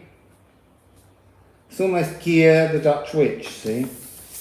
And this is 72, which is another 9. So this is talking about how this energy for you, this moon for you, is not about an external work, it's internal.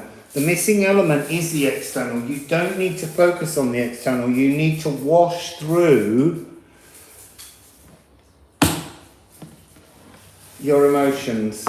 Wash through, clear out your sleepy storehouse. The astral rivers of the dream realms will pour once more. I know, it is a really nice cane pattern. It's my rattan rocker that's in this place. So here we go, here we go, here we go, here we go, here we go, here we go. Alchemy of astrology. See, look, this is talking about it's time to filter, it's time to wash away this pattern, this energy, remove this frequency. This is the emotional sluice gate. This is the emotional sluice gates, but you can't open it because the sluice gates are stuck with a load of congealed blood. It's time to let the waterfall come through.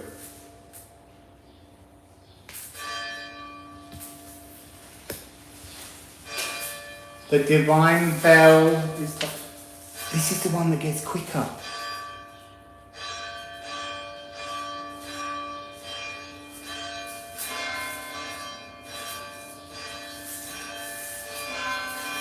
It's crazy bells.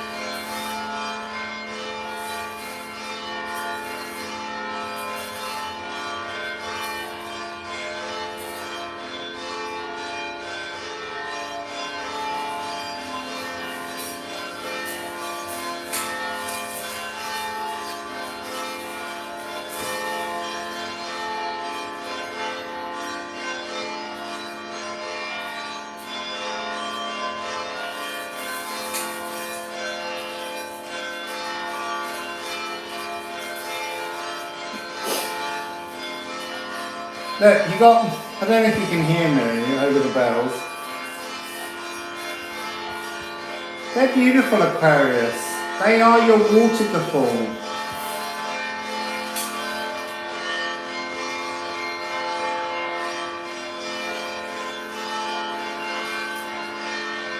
They are the craziest bells I've ever heard anywhere in the world.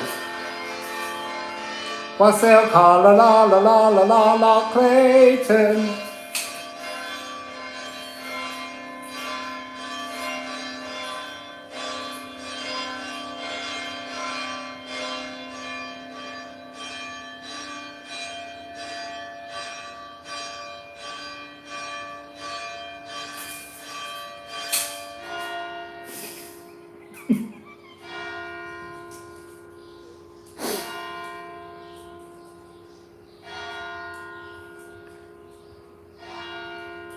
Wassail, green, green.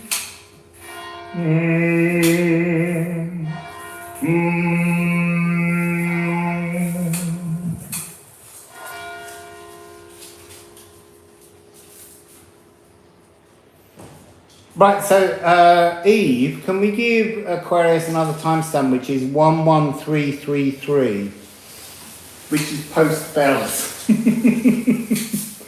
So I'm not going back over the first bit. No, I know. It's really random, Jip. It doesn't make any sense. It really doesn't. And I've been recording bells on my walk this morning. They do love a clashy bell, which is very much in these cards. A lot of the bells are really strange. I'm bellgasm. So 555, look, this is this energy here, Aquarius, of opening a huge mutable space between the future and the present. And in that space, you need to digest all of the energies that just are not serving you, all of the energies that are wearing you out. Yeah, so we're going to give Aquarius 2 timestamps. So we're going to give them 10410, and then we're going to give them 11333. I'm going to put that in to remind myself. 11333, which is interesting because you got this 555. So there's something about triple power numbers, missy numbers.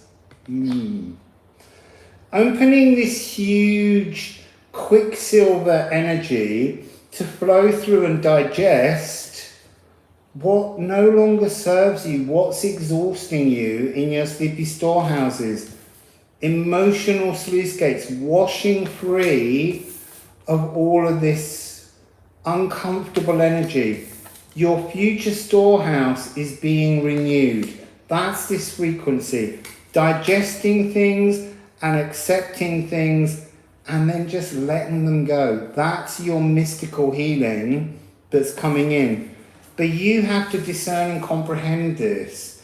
You have to eliminate and catabolize even.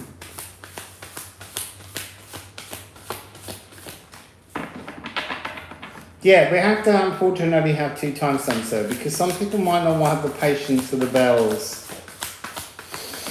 They should hear them, but sometimes people can't. Right, we're not getting the next part. Come on, Aquarius. Come on, Aquarius.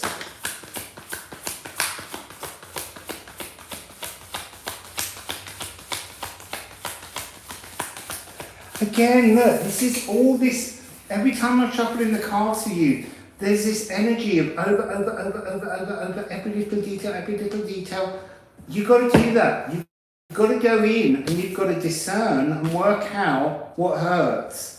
And then you've got to wash it away. You've got to apply the mystical waterfall energy to transform it. And then look what you get. Beautiful. It's another 5. But here's the thing.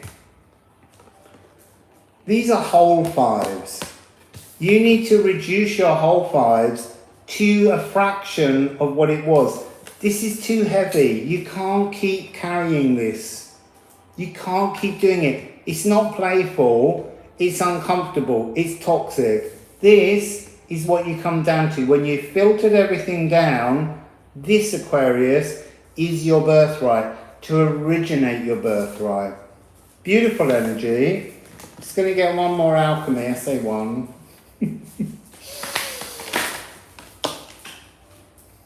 T. You say 1, you get 27. So look, beautiful, beautiful, beautiful energy. This is your Ophiuchus frequency. You're going to need to go back to Ophiuchus and look. This is your bolt from the blue.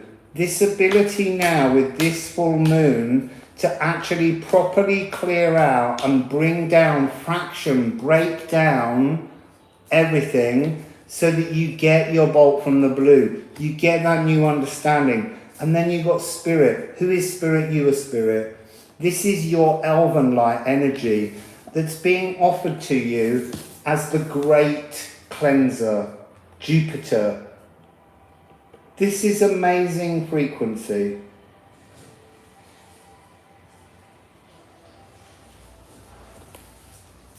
So, Aquarius. Started out quite difficult. Well, it started out beautiful, then went difficult, then it opened, and then it showed a beautiful healing, cleansing.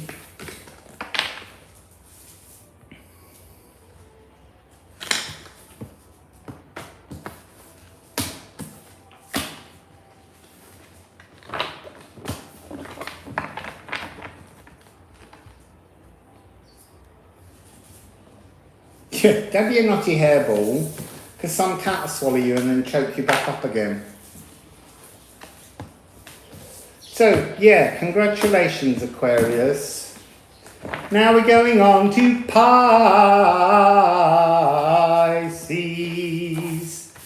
So Pisces is at 11930. Pisces, you have got, I don't know whether I told Aquarius what you had. Never mind, it didn't matter. Pisces, you have got Saturn and Neptune both in retrograde. Big opportunities for release. You've also got Eros at 1 degree. Apply the love to release the fear, is what I want to say there. So Pisces, Pisces, Pisces. You're curious. Okay, so you had Chariclo at 12 degrees and Hygeia at 23 degrees. Astral energies. So Pisces, Pisces, Pisces. There was that white thing again. It's not a petal, it's a bird. I don't know what it is.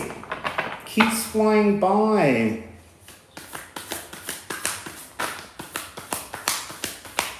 Pisces, Pisces, what's going on for Pisces? That's too many, and they're all face up. I don't want them. I'm not having them. You're having these two. Ooh.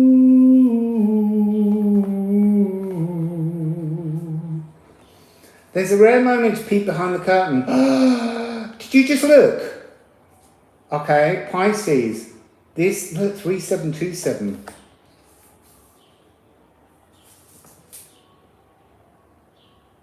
This is really a rarefied moment to look behind the curtain, peek behind the curtain. What's the time, Mr. Wolf?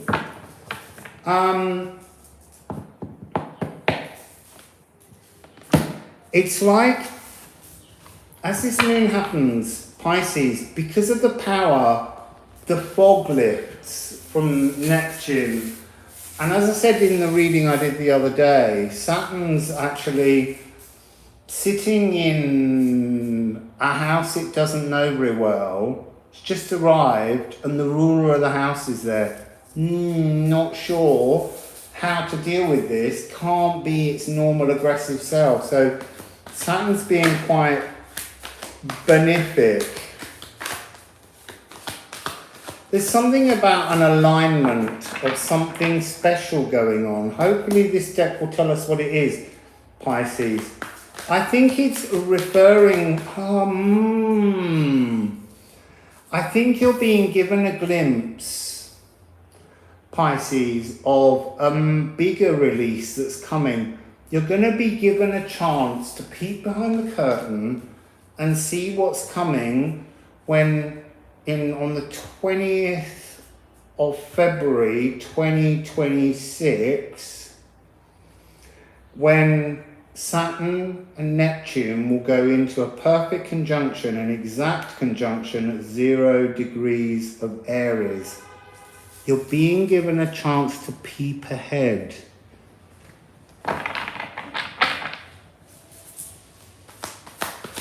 Peep behind the curtain. Oh, look, the veil is flirting with you. It's being really sweet to you. It's asking you to have a look. It's kind of, what it's saying is that there's more to be released, but if you decide to choose to truly release now some of what you can release later, you'll make more space for other things to be released. Yeah, it is tempting, isn't it? It's a bit saucy. That's a sextile for you, though. Oh, who did I just say wolf in? What, this one? What's the time, Mr. Wolf? Dinner time. Feasting on future frequencies. This is cardinal water. This is where the sun is. It's like, Sunnesteder. The power of cardinal will allow you to go into that mutable space of Pisces and apply new information. Something new will be downloaded. You will release something and then you will know something that's coming in that will shape your future now. I think you're going to be given a glimpse of something very wildly instinctual about human nature. You're being given, it's a precision searing, you're being given a vision, Pisces. This is the ideal opportunity with this moon. Because it's like all the cardinal energies are on offer here. So you've got all four cardinal, you've got cardinal water with the sun, as I said, that energy. Then you've got cardinal earth with the moon that's taking place here. And then you've got cardinal fire and cardinal air coming on the 17th when the nodes shift.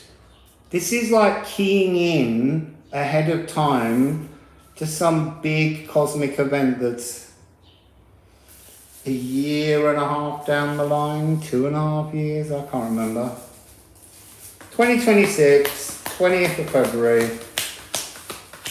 Being aligned, that's what this is all about. You're being aligned to witness a bliss, witness a joy that's coming. A flirtatious opportunity coming through the veil, delivered by Saturn and Neptune in retrograde. Moon in Capricorn, perfect Ricky. Wassail Ricky, 69. So, we got a couple on the floor, and we got one just here. Ooh! Let's see. Oh, look.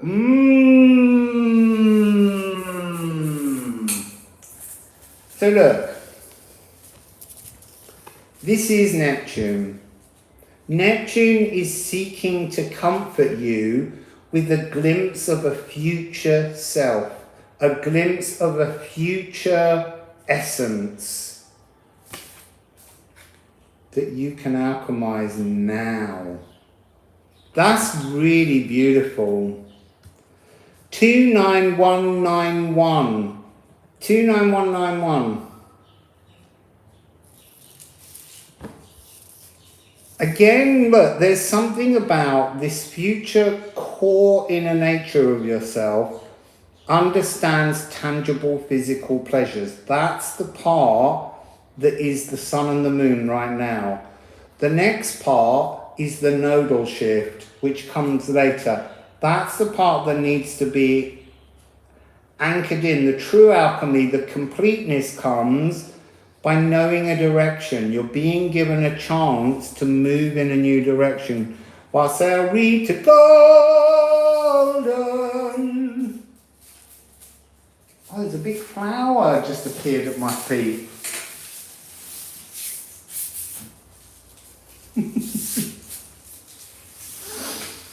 Let me see if I can get it. Oh, look.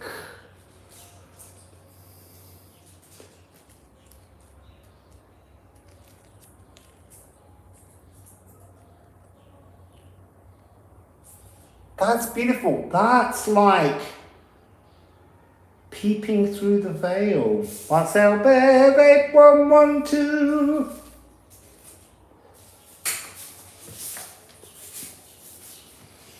I love that. Don't know where it came from. So what else?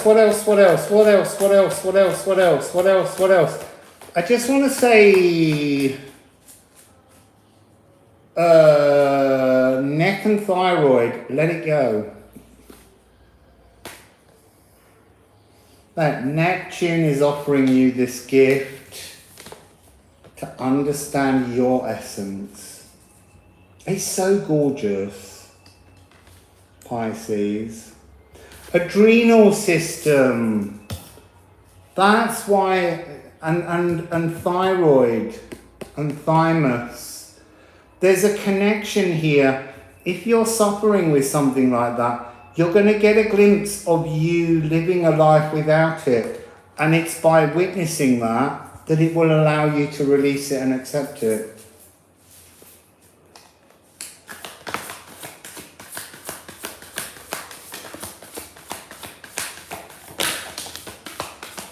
Right, Pisces. This weathering is interesting. It's a divine 9. It's talking about that, and oh look, hang on, 291916 It's like you're out of tune at the beginning, and then you go into this essence of the divine you, the divine you, the divine you in the outer world. You're going to have to, here comes my fly now, you're going to have to weather this though. This is like being given a later chapter ahead of time. And it's a wonderful energy to have, to know the knowledge. It's this energy of melting troubles because you're being given a glimpse through the veil. And then you have Kanatha, which is the things that you're going to be releasing. There's no need to cry and scream and rip and rupture because you already know where you're going. You're being given this glimpse to understand. A rite of passage, scented. And then it ends with bliss. That's interesting because, again, I'm being driven to these things about fractions. This is an 8, but you need to sort of deal with this last part, which is how you see yourself in your healing. That needs to be transformed. Divine transformation, 9-1, and that will bring you into your bliss, Pisces. Hooray! Let's move on to Aries. I'll put those back. Got Aries, Taurus and Gemini to go.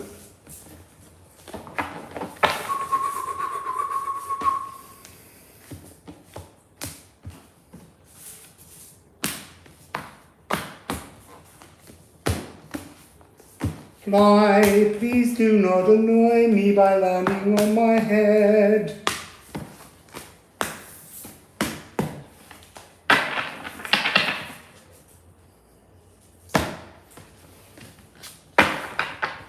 Yes, you can make donations and thank me at the Cosmic Mirror of Abundance. PayPal me at Russellingaround.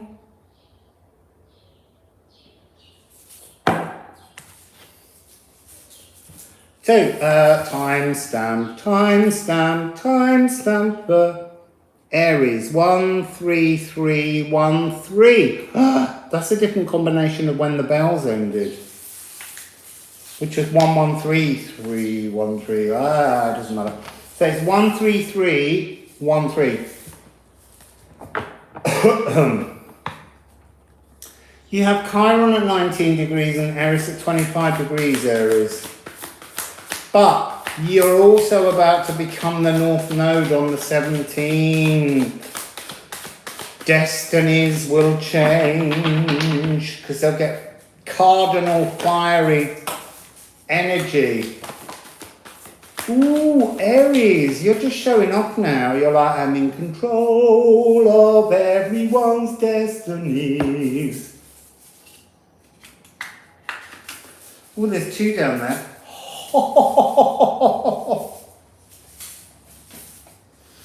So it's this way around. Bearing the fruits of the future. You are gifted with bearing the fruits of the future to others, including yourself. You write the new codes of the future frequencies.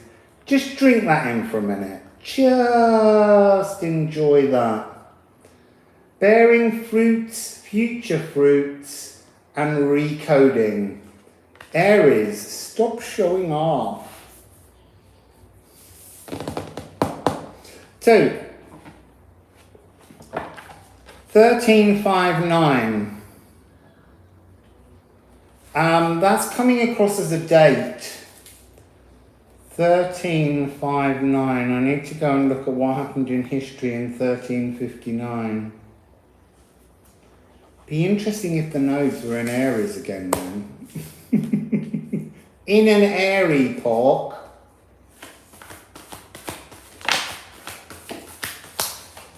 Oh, you can't have that many Aries.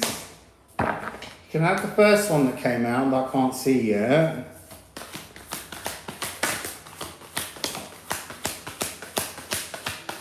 Ooh, you see now that's interesting. Can't see one of them, but the second one's Libra. This is all about nodes. Ooh, Sagittarius. Bartier of the heart. You're becoming mutable fire. Yes, you are cardinal fire, but because you're becoming the node, you're opening the space in which to change the passions. You're being given the chance now to take cardinal earth energy of the moon in Scorpio, the cardinal energy, and make these of the sun and water, cardinal water in Cancer where the sun is. You're being given this energy to open that into this new mutable nodal frequency in your sign. This is higher education, learning anew. But you're also coming in with Libra. Libra is the south node. So you're bringing in this idea of opening the space between Aries and Libra to be the nodal expansion, to be the space of the eclipses. This is the ardent arouser, but this is coming across as you calling in, drawing in, magnetizing the frequency of south nodal gifts that are balanced and able to bear fruits in the new nodal future. Clever you.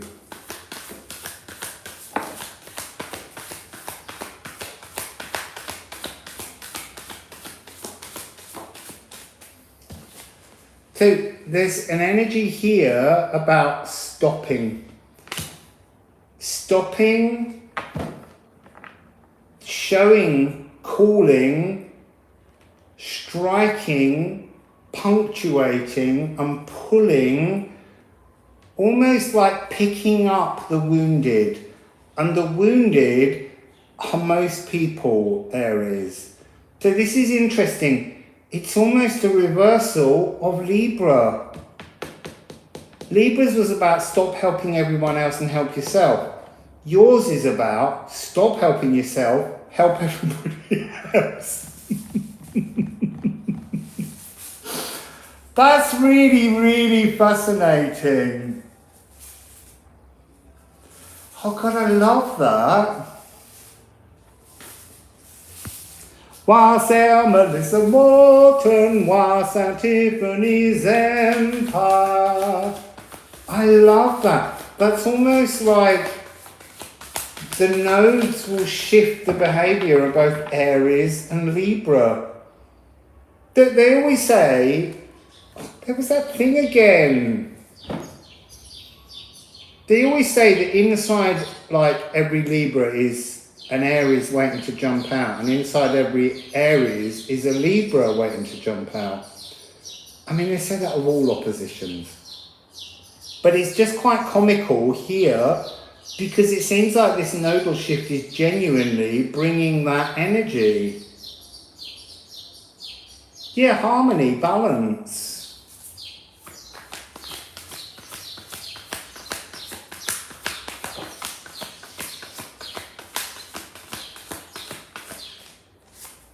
They're saying to me it's happening on the 17th, but it happens immediately.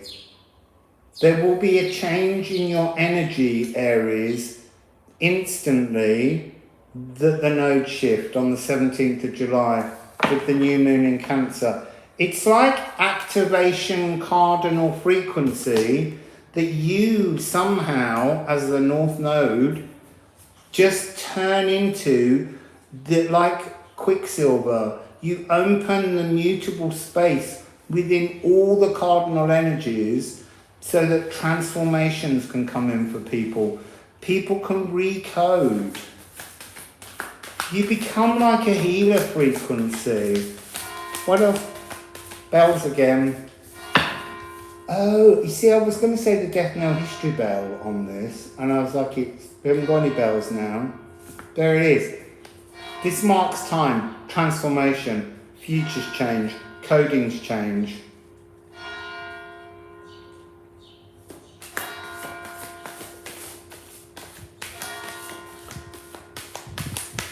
I want to say your heart's expanding, Aries. You're becoming braver at expressing love because you're the dragon's head.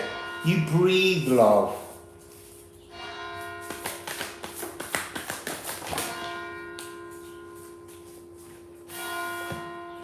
You are the helm of war. You become awesome because you become more balanced. You become more compassionate. And that is where, look, North Node, it's destiny. This is destiny taking place. Let's get a few more Alchemy of Astrology for Aries.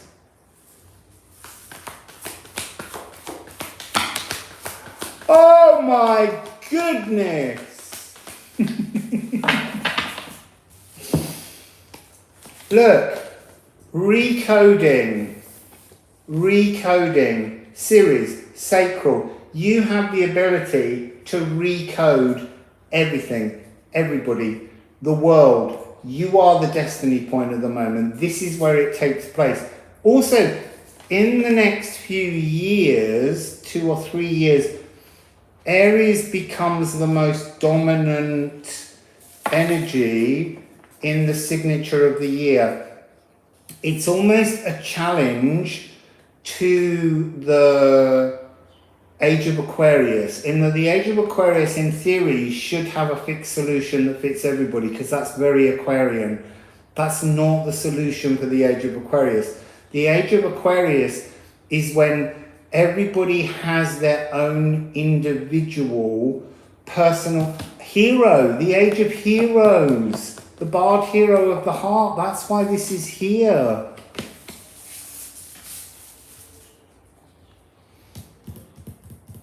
This is interesting. And then you've got, look, Koala. You sing the tunes. You sing the destiny. You make it real. You bring this in. It's your energy on the rise, Aries. But it's grown up. It's not that kind of like, oh, I'm a little baby Aries and I'm going to rush in. This is grown up energy. This is compassionate energy. Singing new coding into everything is the gift of the zodiac sign Aries at the moment, because it's the growing frequency that will dominate the energy. For a while it was Capricorn. And it was difficult under Capricorn's energy because it was really sticky, really difficult. This is when it all begins to shift. You become the cosmic shaman. You become the true mystical experience giver. You become, your sign becomes the sacred song of life. This is creation codes. You set these new codes. You show the world how to balance their future gifts that are coming in. You begin all of this energy. Aries, what more can I say? Stop showing off.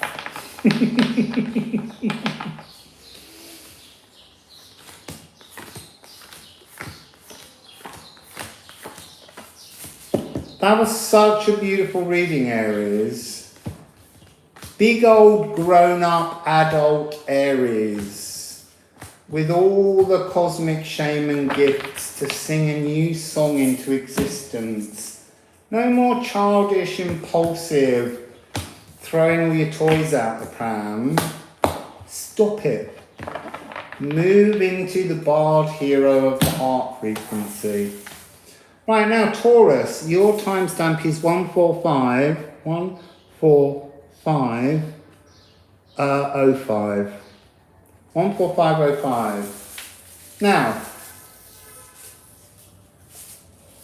you are about to let go of the North Node to Aries, as we've just seen. It's at 0 degrees 29 minutes in your sign. You've also got Jupiter at 9 degrees and Uranus at 21 degrees. So let's just rock on in, Taurus. You got big magical energy because you've got Jupiter in there. You've got the great cleanser in your house.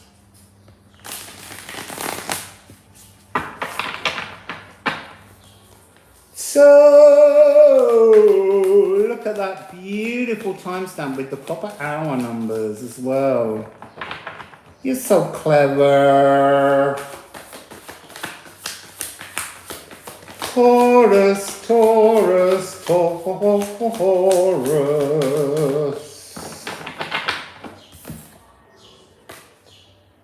You've got vain and you've got fail.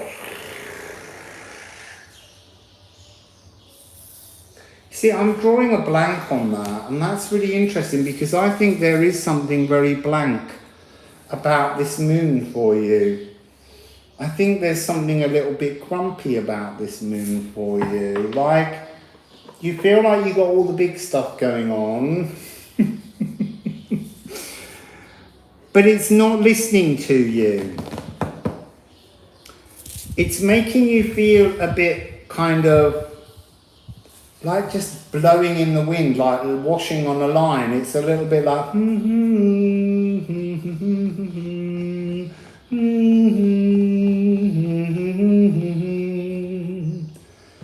it's like all of the dragon lines, all of the wormholes, all of the codes, the chimera transforming things that you have in the palm of your hand right now.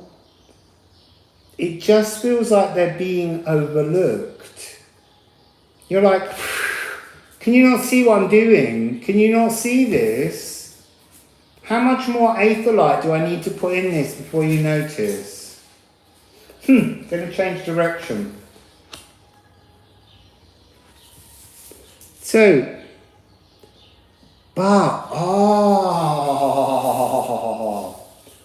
you think you're invisible. No, you're not invisible. You're not meant to be seen. Wassail mama jama. You are meant to be working with the energies of Neptune and Pluto. There's something about sibling, the brotherhood of three. What's that thing again? I don't know what that is. The brotherhood of three, 3-0. I'm seeing, clearing, coming together, making some, I don't know yet. Oh, this is a difficult one. There's like a fog. I'm not taking that one because I threw that one to the floor. That one came out and then I was like, oh, then have that one as well. Taurus. Oh, I am going to take that one because that's what it's about. It's personal.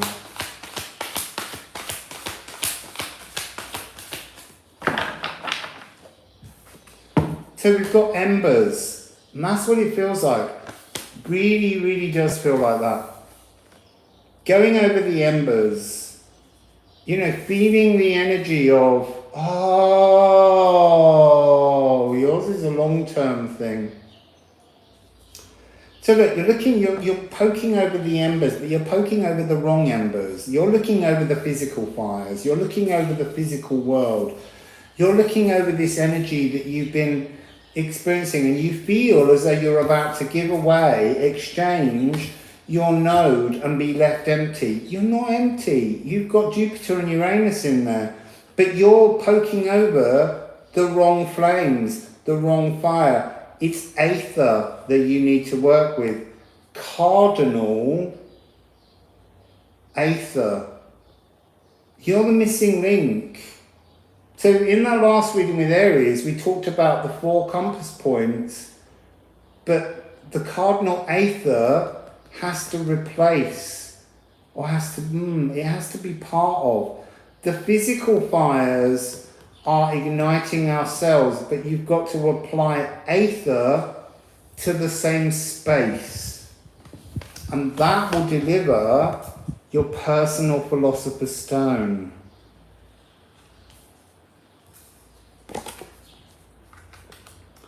This is the sea womb.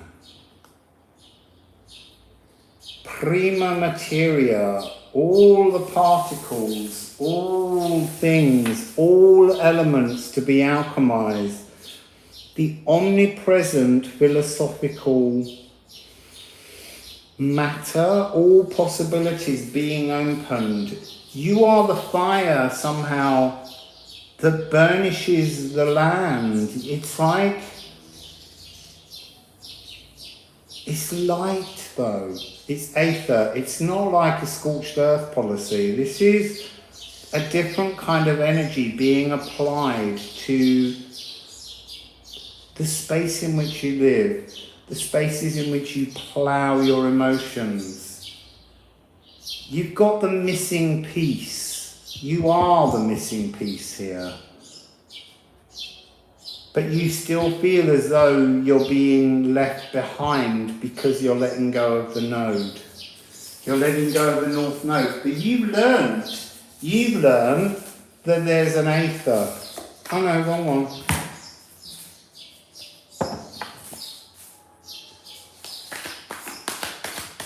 I want to say there's something about this that's open. Look, all possibilities opened. It's like being told, I'm fixed earth, I'm stubborn. No, that's just what you're being told. This is now coming across as raking over the soil, the fixed earth, to put aether inside the earth. You're ready for a really big transformation, a personal transformation. Core magic coming in. Now I just saw a black thing go down. That was a bird though. So those white ones I'm not sure about. Eve 44. So this 7744, there's something about powering up the earth. Powering up the earth with aether. Look at all this. Yeah, it is very much Neptune's trident, but it's being used as a rake to clear the wrong flames.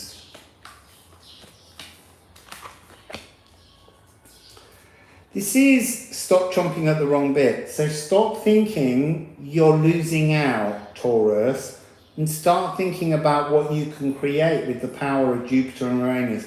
You've got the great cleansing energy. You've got this aether frequency in your sign. You are enabled almost to rise into a kind of phoenix frequency ahead of everybody. But you can't doubt yourself. You really can't doubt yourself. Be stubborn. Be fixed in the notion that you will succeed. And then allow that transformation with aether. You've got 17 here. Tear. Tear is a perfect example of knowing that it doesn't matter to let go of the North Node. It doesn't matter to let go of the destiny point. You've experienced it. You've learned from it. You've worked out how to move past that. You still have Jupiter and Uranus. And there's this energy where this personal philosopher's stone, there was a reading I did a while back with the philosopher's stone.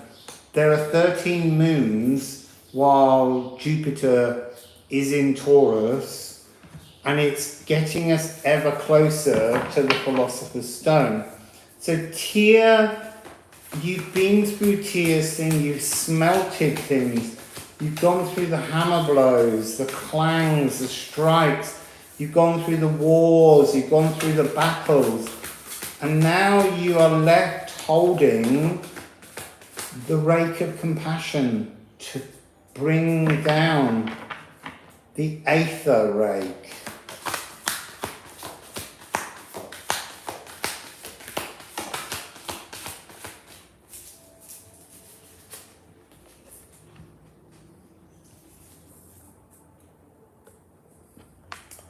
You see, this is about bringing new emotions into your fields, into your,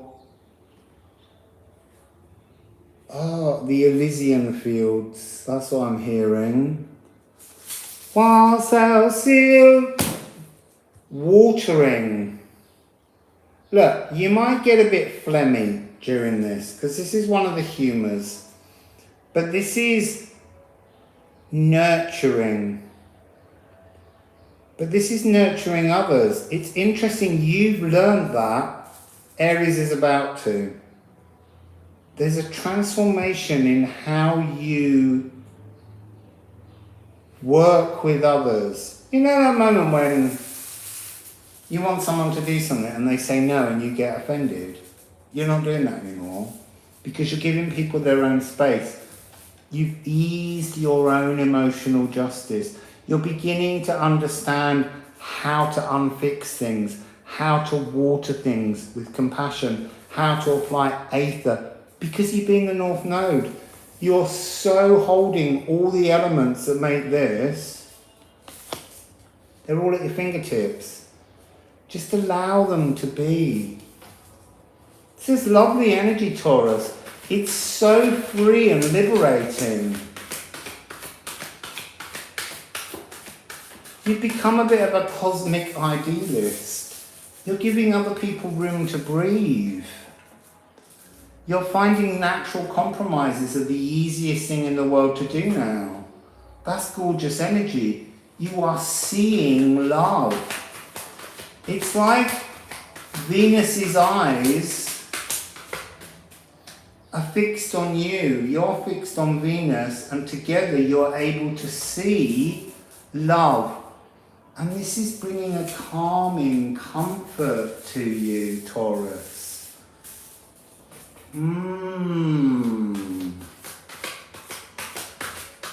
It's lovely. Oh, and there you go. Taurus, you've been that North Node destiny. You understand compassion, aether, philosopher's stone. All of these frequencies are beginning to come through. You're seeing love. And you end with Liffruma. You're almost there. You can smell it. You can smell the philosopher's stone. What is the philosopher's stone? Well, we all have a personal philosopher's stone, but the ultimate philosopher's stone is the ring of the elven light. It's the energy of pure unison love singing out to the whole universe. You've got that gift. You've got that energy now. You understand it. That's gorgeous. I like that, Taurus. La la la la la. You are ruled by Venus. And Venus is very much a Liffruma frequency. Although I do much prefer Eros myself. Just because Eros is the primordial, fourth primordial god of love. I went to an exhibition today, and actually it said Aphrodite and Eros in pottery, and I was like, it should be Eros and Aphrodite. He came first. Anyway, that was Taurus. Now we're on the last one. Gemini, Gemini. So one, look, I want to put, I'm just waiting for it to change. It's going to go to something which I can't work out. 160, 16000. There we go, 16000. So, Gemini, what have you got going on in you? 000. You got Sedna at 0 degrees. Wassail, Dana. That's interesting in this live. Everyone's got their normal names. They haven't got those weird new handles with numbers. I wonder if YouTube got rid of it because it's confusing people. Gemini, there's nothing going on apart from Sedna. There's something here that's actually saying just be static.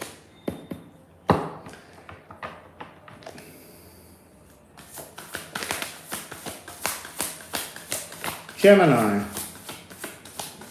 Look. 666. Wassail sacred created.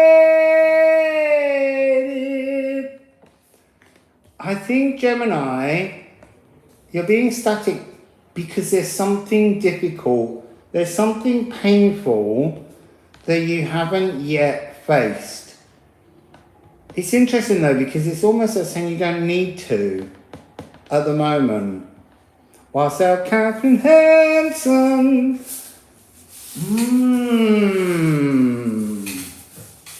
You see, with Sedna there, Sedna's pain is being isolated. Oh God, that would be a right Gemini trial. But there's something about this that seems false. There's something about this that's like you're creating something in your mind, Gemini, that isn't there. That's interesting. I'm surprised they even allow a 666. In case people think it's the number of the beast. For me, it's the number of the animal kingdom. And it's guarded by a raven.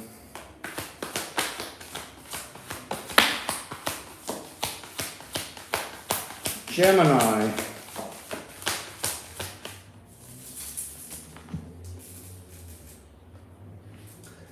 This is interesting, Gemini. You're materializing things that don't exist in your mind.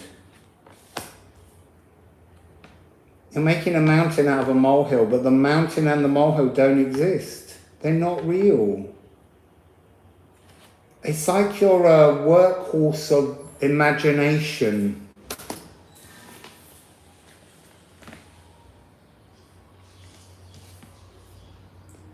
It's all... Gemini, you're making up pain.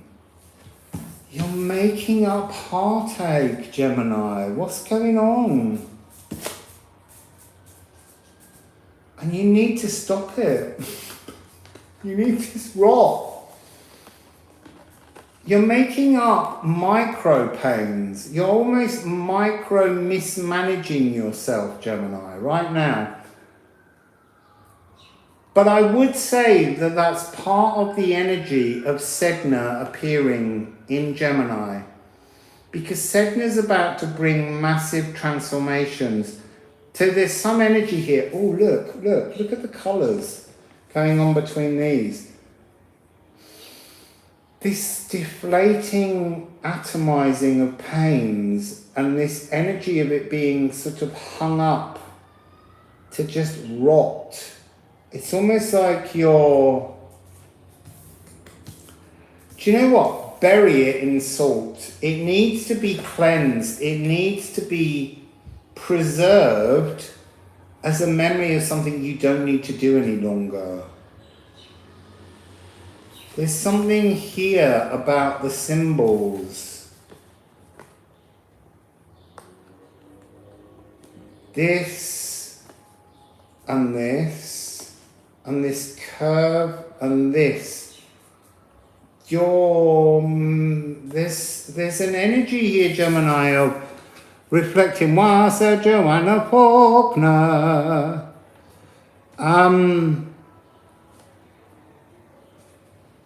There's an energy of, again, it's micro mismanaging yourself, overthinking it, panicking about things. There's something you need to ease these traumas, but they're not real traumas. You're making them traumatic. You need to move into conqueror frequency. You need to conquer your anxiety. You need to know, be ready to arc your love into the etheric. It's almost like you're misfiring. I'll just put that one up there. That's the heartache one. So, that's where you start. Let's see how you get out of this. What does Gemini need to do? Because it's something to do with the frequency of you. Your house has changed. Sedna's arrived. And she's not doing all that twin nonsense. She's not doing all that manic mind nonsense. She moves in a very slow 10,000 year cycle. She's almost closest.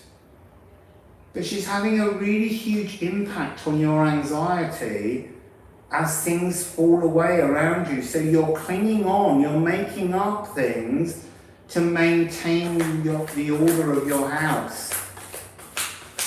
You can move out all the furniture and let Sedna bring you some new stuff. That's really interesting. This card just apologized. Just apologized as it just drifted out. It's waken. Day slides into night and back to day as you slumber and glide through clouds of grey. They're not clouds of grey. They're beautiful, white, puffy, gorgeous clouds. It's how you're perceiving them.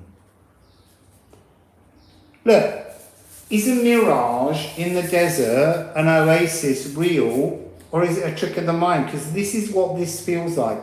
This feels like a trick of your mind to avoid seeing this transformation. You're mutable air. Why do I get some grumpy readings?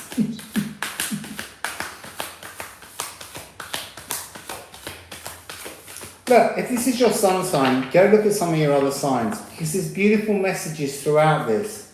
Maybe it's because you stick too much to your sun sign that you're not reaching out to other energies. Right, you're shielding yourself from yourself. You're giving yourself, showing yourself no compassion. So this is what's hidden, which is you reaching out of your senses. Sedna's arrived and you've gone, whoa!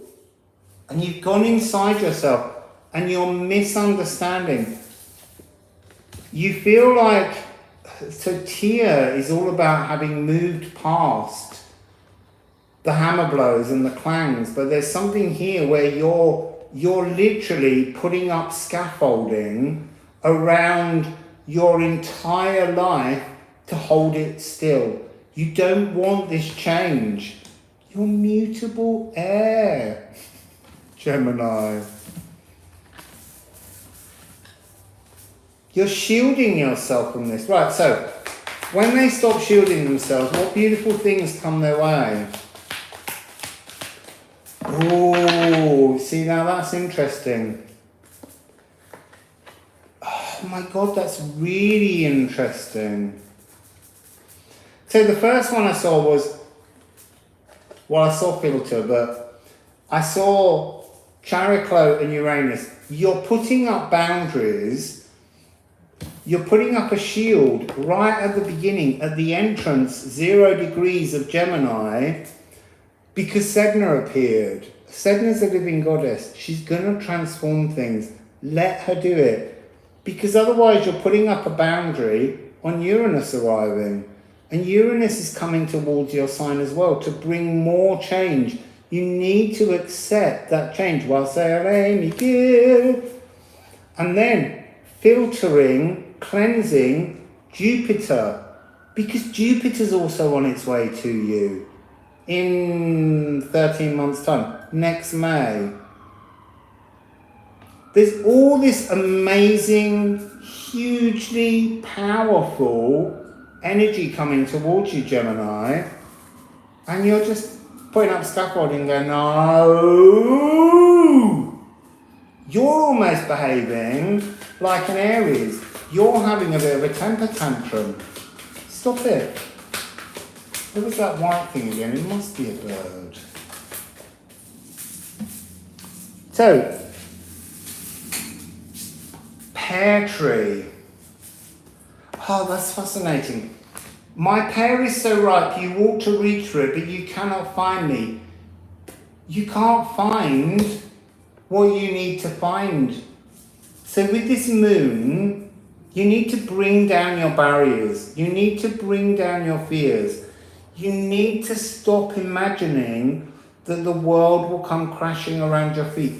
The world, the cosmos, the music of the spheres is offering you the most beautiful energy to materialize wondrous new things coming to your sign.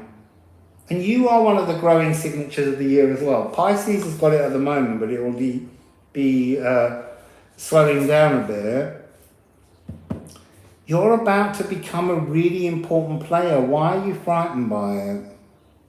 Don't be frightened, Gemini.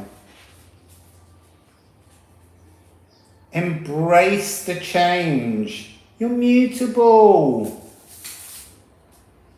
You are mutable. Let's have a last one here. Whoa! I would suggest going and looking at the reading. I can't remember.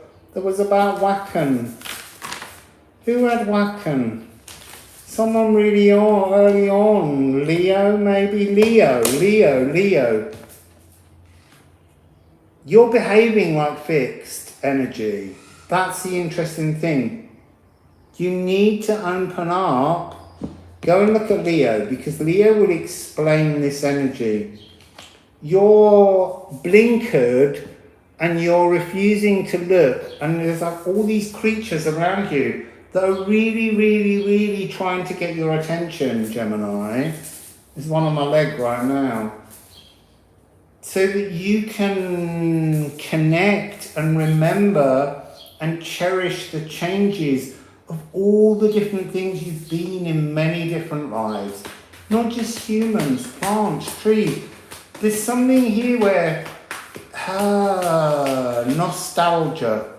You've got a nostalgia to keep everything just as it is, because you've seen some change recently and you didn't like it.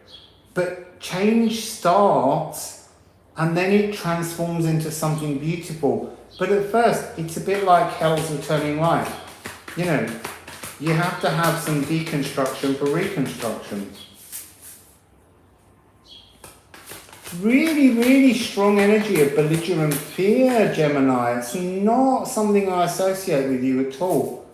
I can't take 4 cards. I just want one. Just to let Gemini know everything's all right, so that they're not frightened anymore.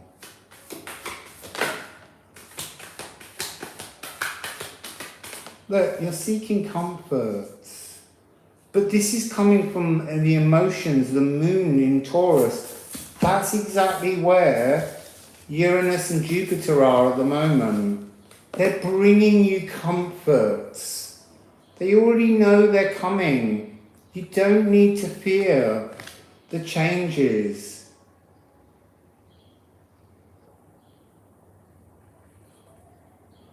I want to almost say, I feel like this anxiety is giving you like a sore throat, Gemini. It's really affecting your communication, like Mercury energy. Oh, hang on. Mercury is going into Leo on the 11th. Gemini, look at Leo, because there's a practice in the Leo one that I think you really need to do. The Leo one's at 2323. So, I think I'm going to stop there.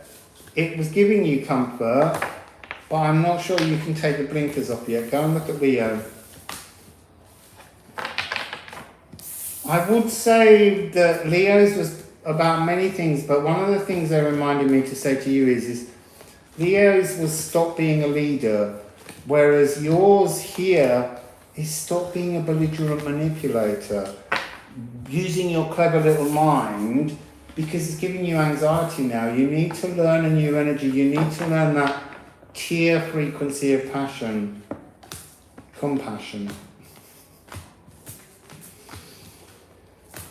Don't fear the change, embrace the change. It's beautiful. There's so many wonderful things coming to Gemini. But you don't want to look at it because you really have built that scaffolding up. You're like, I'm not going past this, I'm not changing this. So look, thank you all so much for being so patient for however many hours it's taken me. And hopefully Eve will put the timestamps up if she's still here. Hooray! Yes, and that's what I was also going to say. Look, to participate in the cosmic mirror of abundance, you send me money, the cosmos sends you back opportunity to gain. So please help me, because I'm only here for 8 days. Malta's quite expensive. I don't like to say expensive because it means you can't afford it. But it is quite pricey, let's put it that way. And I really want to go to Gozo. I also want to take us to some of the old temples. And they're really old temples. So the temples here are the oldest temples in the world, some of them. And so I'd like to go and be able to stay near them, because obviously I have to walk everywhere to get anywhere here. But I also want to go to Gozo, which was where my brother actually had his accident that killed him. I just feel I need to go to these places and sing tunes and release things. So all tips and donations very greatly received. And thank you all so much. You're all so gorgeous. I know I haven't really followed all your conversations now, but I will probably watch this one again and see what you've all been enjoying. Oh, thank you. So beautiful, beautiful, beautiful people. Let's just pop outside before we end. Let's go out back. There's the lovely rocking chair. There's another really nice rocking chair though, out here.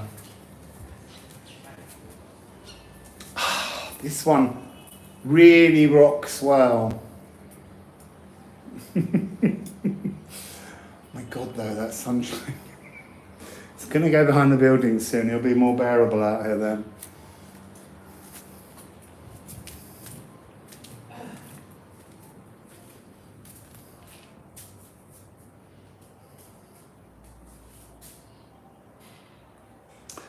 Oh, wow, Leah, that's really interesting. You see, my brother had his accident in Gozo and then he died in transit to Malta, to the main airport. But I have to say, look, when I came here before, it was always a fear and a worry that I might die as well and my parents would have no children left. So I had a fear of this place, and now I'm here this time. They're dead. I outlived them, so I no longer have that fear and anxiety. I'm now able to visit this place and this energy, feeling like it's blessing me, and I can tune into the frequencies here, which I never could before because I was too scared. Interesting. Ophiuchus is on the bottom of the deck. I want to know what's on the bottom of this deck. Look, see? The transformation of an inner troll energy by applying a new cosmic attitude to something. And then you transform whatever you were experiencing. That's just gorgeous.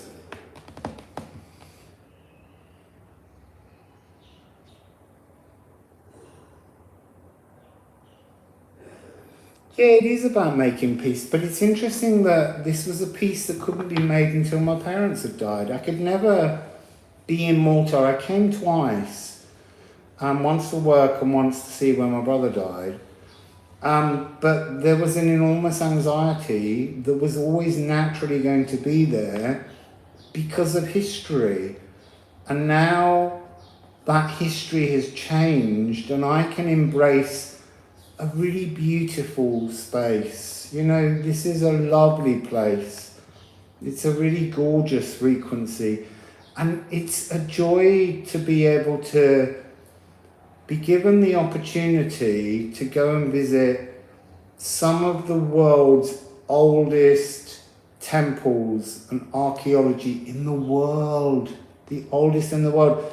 Those Venus voluptuous female earth goddess figurines. Some of them are this big, some are this big. Some are 3 meters tall that they have fragments of from the different temples that were dug up and discovered. They're from 5,600 BCE, before the Common Era. I mean, so old. Did I say that right? Maybe. They're about, no, 3,600 BCE, I think. They're 5,500 years old. Some of them, they're the earliest human portraiture. They don't know who made them. There's lots of theories about them.